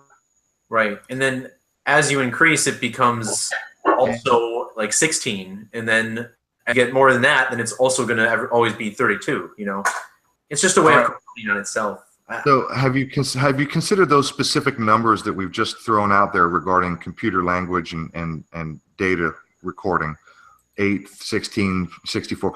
Have you pondered how those fit into the numerology or the gematria? Just because I'm just asking, because it's a set of numbers that has never been addressed, to my knowledge. Yeah, so what we're kind of touching on here is related to the octal numbering system, which I mentioned earlier. Ah, there you go. So like I said, how cube of Saturn has this gematria of 777, and then Saturn alone equals 511, which in octal is 777. Now, if you take 512, which is one of the numbers you just mentioned, you turn that to the octal numbering system, now that number becomes 1,000. And if you go to 1,024 in octal, that's 2,000. So all those numbers you just spat out, if you change those numbers to octal, you'll find there'll be 10, 20, 40, and then 100, 200, 400, 1,000, etc. Interesting. As soon as you said octal, it clicked for me. As a musician, we're talking octaves. This is back to the music scale. Exactly. So there's a lot of thought that, in gematria, by including the 8s and 9s in our equations, is that a mistake? Are there ciphers that are only base 8? I'm sure they're using it to some extent. It's not something I have on my website, but it's totally possible that, even though Saturn equals 511, they might be observing that in octal and thus thinking 777. So that's where I see the relationship, because those numbers themselves, the 512, the 1024, I don't typically see those numbers listed as numbers of significance or something that's repeated through the event. It's usually these odd numbers, these prime numbers that they like. You know what I mean? Mm-hmm. Something that's too even. It's almost like there's too much order to it. Whereas I think part of this whole numerology spell that they're casting on people has to do with putting these odd, bizarre numbers in front of their face. Like, that's why the price of something is going to be $3.19 instead of $3.20. It's just like there's this constant little tick of confusion or something. I don't know, but it's Well, I do know that there's a psychological aspect, as you mentioned, you know, the price of a particular product. I know that there's a psychological aspect. If it's $3.99, you're more likely to buy it versus if it's $4. Yeah. You know, they can get away with it. It looks less because it's not 4, it's 3 something. But You know what I mean? I know that You there's know- that marketing psychological aspect, but you're right. I- They do use it in pricing. And go ahead, Amy. Go ahead. I was just going to say, my dad taught me from a age that when I saw $3.99, I should think 4. So Yeah. I have always immediately thought, you know, I'd see the 99 and just add 1, you know. Yeah. Also, the quantity of product sizes, if you look at those and then you look at my work and you realize that these numbers of significance to the occult, it's all over the product size. Like, why is it always like going to be 74 ounces of coffee or whatever in a certain container size? And then you look at what that translates to in milligrams, and there's always some type of relation. And no examples off the top of my head, but you look carefully and you realize there's a lot of 119s, a 156, stuff like that. I mean, they don't leave any stones unturned. Yeah, well said. Well I said. never did ask you, how long did it take you to put together your website? Anyway, your Gematria website. How long was it taking you to? Well, when I first built the calculator, like the basic calculator that Aaron might be looking at there, you know, my background was in Excel, VBA, and Microsoft Office. So that's why GE liked me, is because I was able to take all these repetitive tasks and automate them so that you could just send bulk emails out to people with the data that you need from the spreadsheet, you know? So that's where I started. And when I wanted to build a website, you can't use any of that knowledge. You have to go to JavaScript and HTML. And literally, I woke up one day, I was off of work because I had surgery on my nose. And I was like, you know what? I'm going to build a website today. And I bought the domain, and by like 20 minutes after midnight, which, by the way, happened to be 137 days before my birthday, the 33rd prime number, I launched the website. It was up. So, I mean, a lot of people spend, you know, many years in class and they can't really do much programming. And, you know, not to pat myself on the back, but I figured it out in a day. I had a functioning calculator. It was the best calculator on the web. And then since I've added a lot of stuff to it, I mean, I've spent, you know, several days worth of work on improving the site and adding new little features here and there. But I built it in a way that makes it hard to expand on. Like, I have to go through a lot of work to add a new cipher and make it so the site doesn't glitch. So I need to rebuild it, but, you know, working a full-time job on the side too. So Right. tough task. Now, everybody, I put the link to Derek here's Gematrinator _64 channel in the chat. So if everyone wants to go over there and give him a sub, give him a thumbs up, check out some of his work. It's really good. I appreciate Hey, it. Absolutely. real quick, Derek, one more question. On the gematrinator.com, there is on the very top, there's a YouTube tab. When I click that YouTube tab, it takes me to a YouTube channel that's got like, shit, I think I wrote it down, 12,000 subscribers right now and not a damn drop of content. What's with that? That is, yeah, someone brought that to my attention. And it's called Users, then the YouTube channel is called Users. It's like either I have the wrong link on there. That seems weird though, because And a lot of people, I check the discussion page and everybody's got the same question. It's like, why is there no content? And how do you have 12,000 subscribers with no content? yeah, because when I type youtube.com/user/DJTick85, which was my old YouTube name, it takes me to the channel. But when I click that link, which gives me the exact same address, users, maybe it's an S. See, this, I'm a newbie. This is proof. All right. So I'm going to fix that. So thanks, guys. There you go. Well, hey, thank you, man. This has been a brilliant conversation. I appreciate your time. I think your website is awesome. It's useful. I'm not 100% sure how useful, but I know it certainly is useful. It's a big deal. It's helping a lot of people figure stuff out. It at least makes the correlations. We still can't put our finger on exactly how to actually use this information, but it's absolutely, unquestionably, more than coincidence. It's beyond coincidence. It's useful. I don't know about you guys, but my head hurts. All these numbers. I mean, jeez. Well, you know, there's a lot of efforts that have been put into making us number illiterate, you know, and it's interesting. What I really like about YouTube lately are these videos that have been popping up for the Vegas shooting. I mean, it's unavoidable. They can only censor so much before it's like, okay, it's obvious people know what's going on. Well, yeah, I'm really happy with how many videos are shamelessly talking about the numbers involved. Usually there's this like general anxiety when it comes to talking about numbers. People feel like they're going to be labeled the nut or the crazy guy. And maybe there's been a lot of societal conditioning that's done that on purpose. I don't know. But I'm hearing a lot of people throwing out these numbers now saying, what's up with this? And before that was kind of like, you know, pushed away as this crazy thing. And, you know, maybe they're not diving into the level of gematria that I am. I wouldn't expect that. But they're starting to notice. And I can't help but think maybe some of the work we're putting out there is helped alleviate the stress that goes into that. You know, people thinking they're crazy because they start talking numbers. And really, I think that's part of the design. You know, they want us to seem crazy when really, like, you can't even get to the bottom of the coding. It's so heavily coded that they don't even want you looking. Exactly. Well said. Right. And you are, man. You're helping it. You're changing the world, dude. Whatever you're doing, it's working. People are waking up, and that's a hell of a useful tool you got there. And well, thank you, man. That's all that matters, man, is just making the world a better place and waking people up. And, you know, I could be spending a lot of this time and energy into, you know, making money for myself. But, you know, there's clearly something wrong with this whole money system. I mean, isn't it funny? I looked at my paycheck. It was $322 for my paycheck that went to the federal government last time I got paid. And I'm like, you know, what are we paying for? You know, they don't even have this money. And then they're spending more money on lying to us with false flags, sending reporters out there to come up with BS stories, hiring actors. What in the world are we paying for? And eventually, if we get enough people to wake up, we can just all stop paying these taxes. What are they going to do to all of us? Taxes. This is a huge piece of the pie that's propping this whole thing up.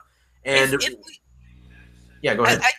I just want to say, if we get free energy out, we can stop accounting for human energy entirely. Right.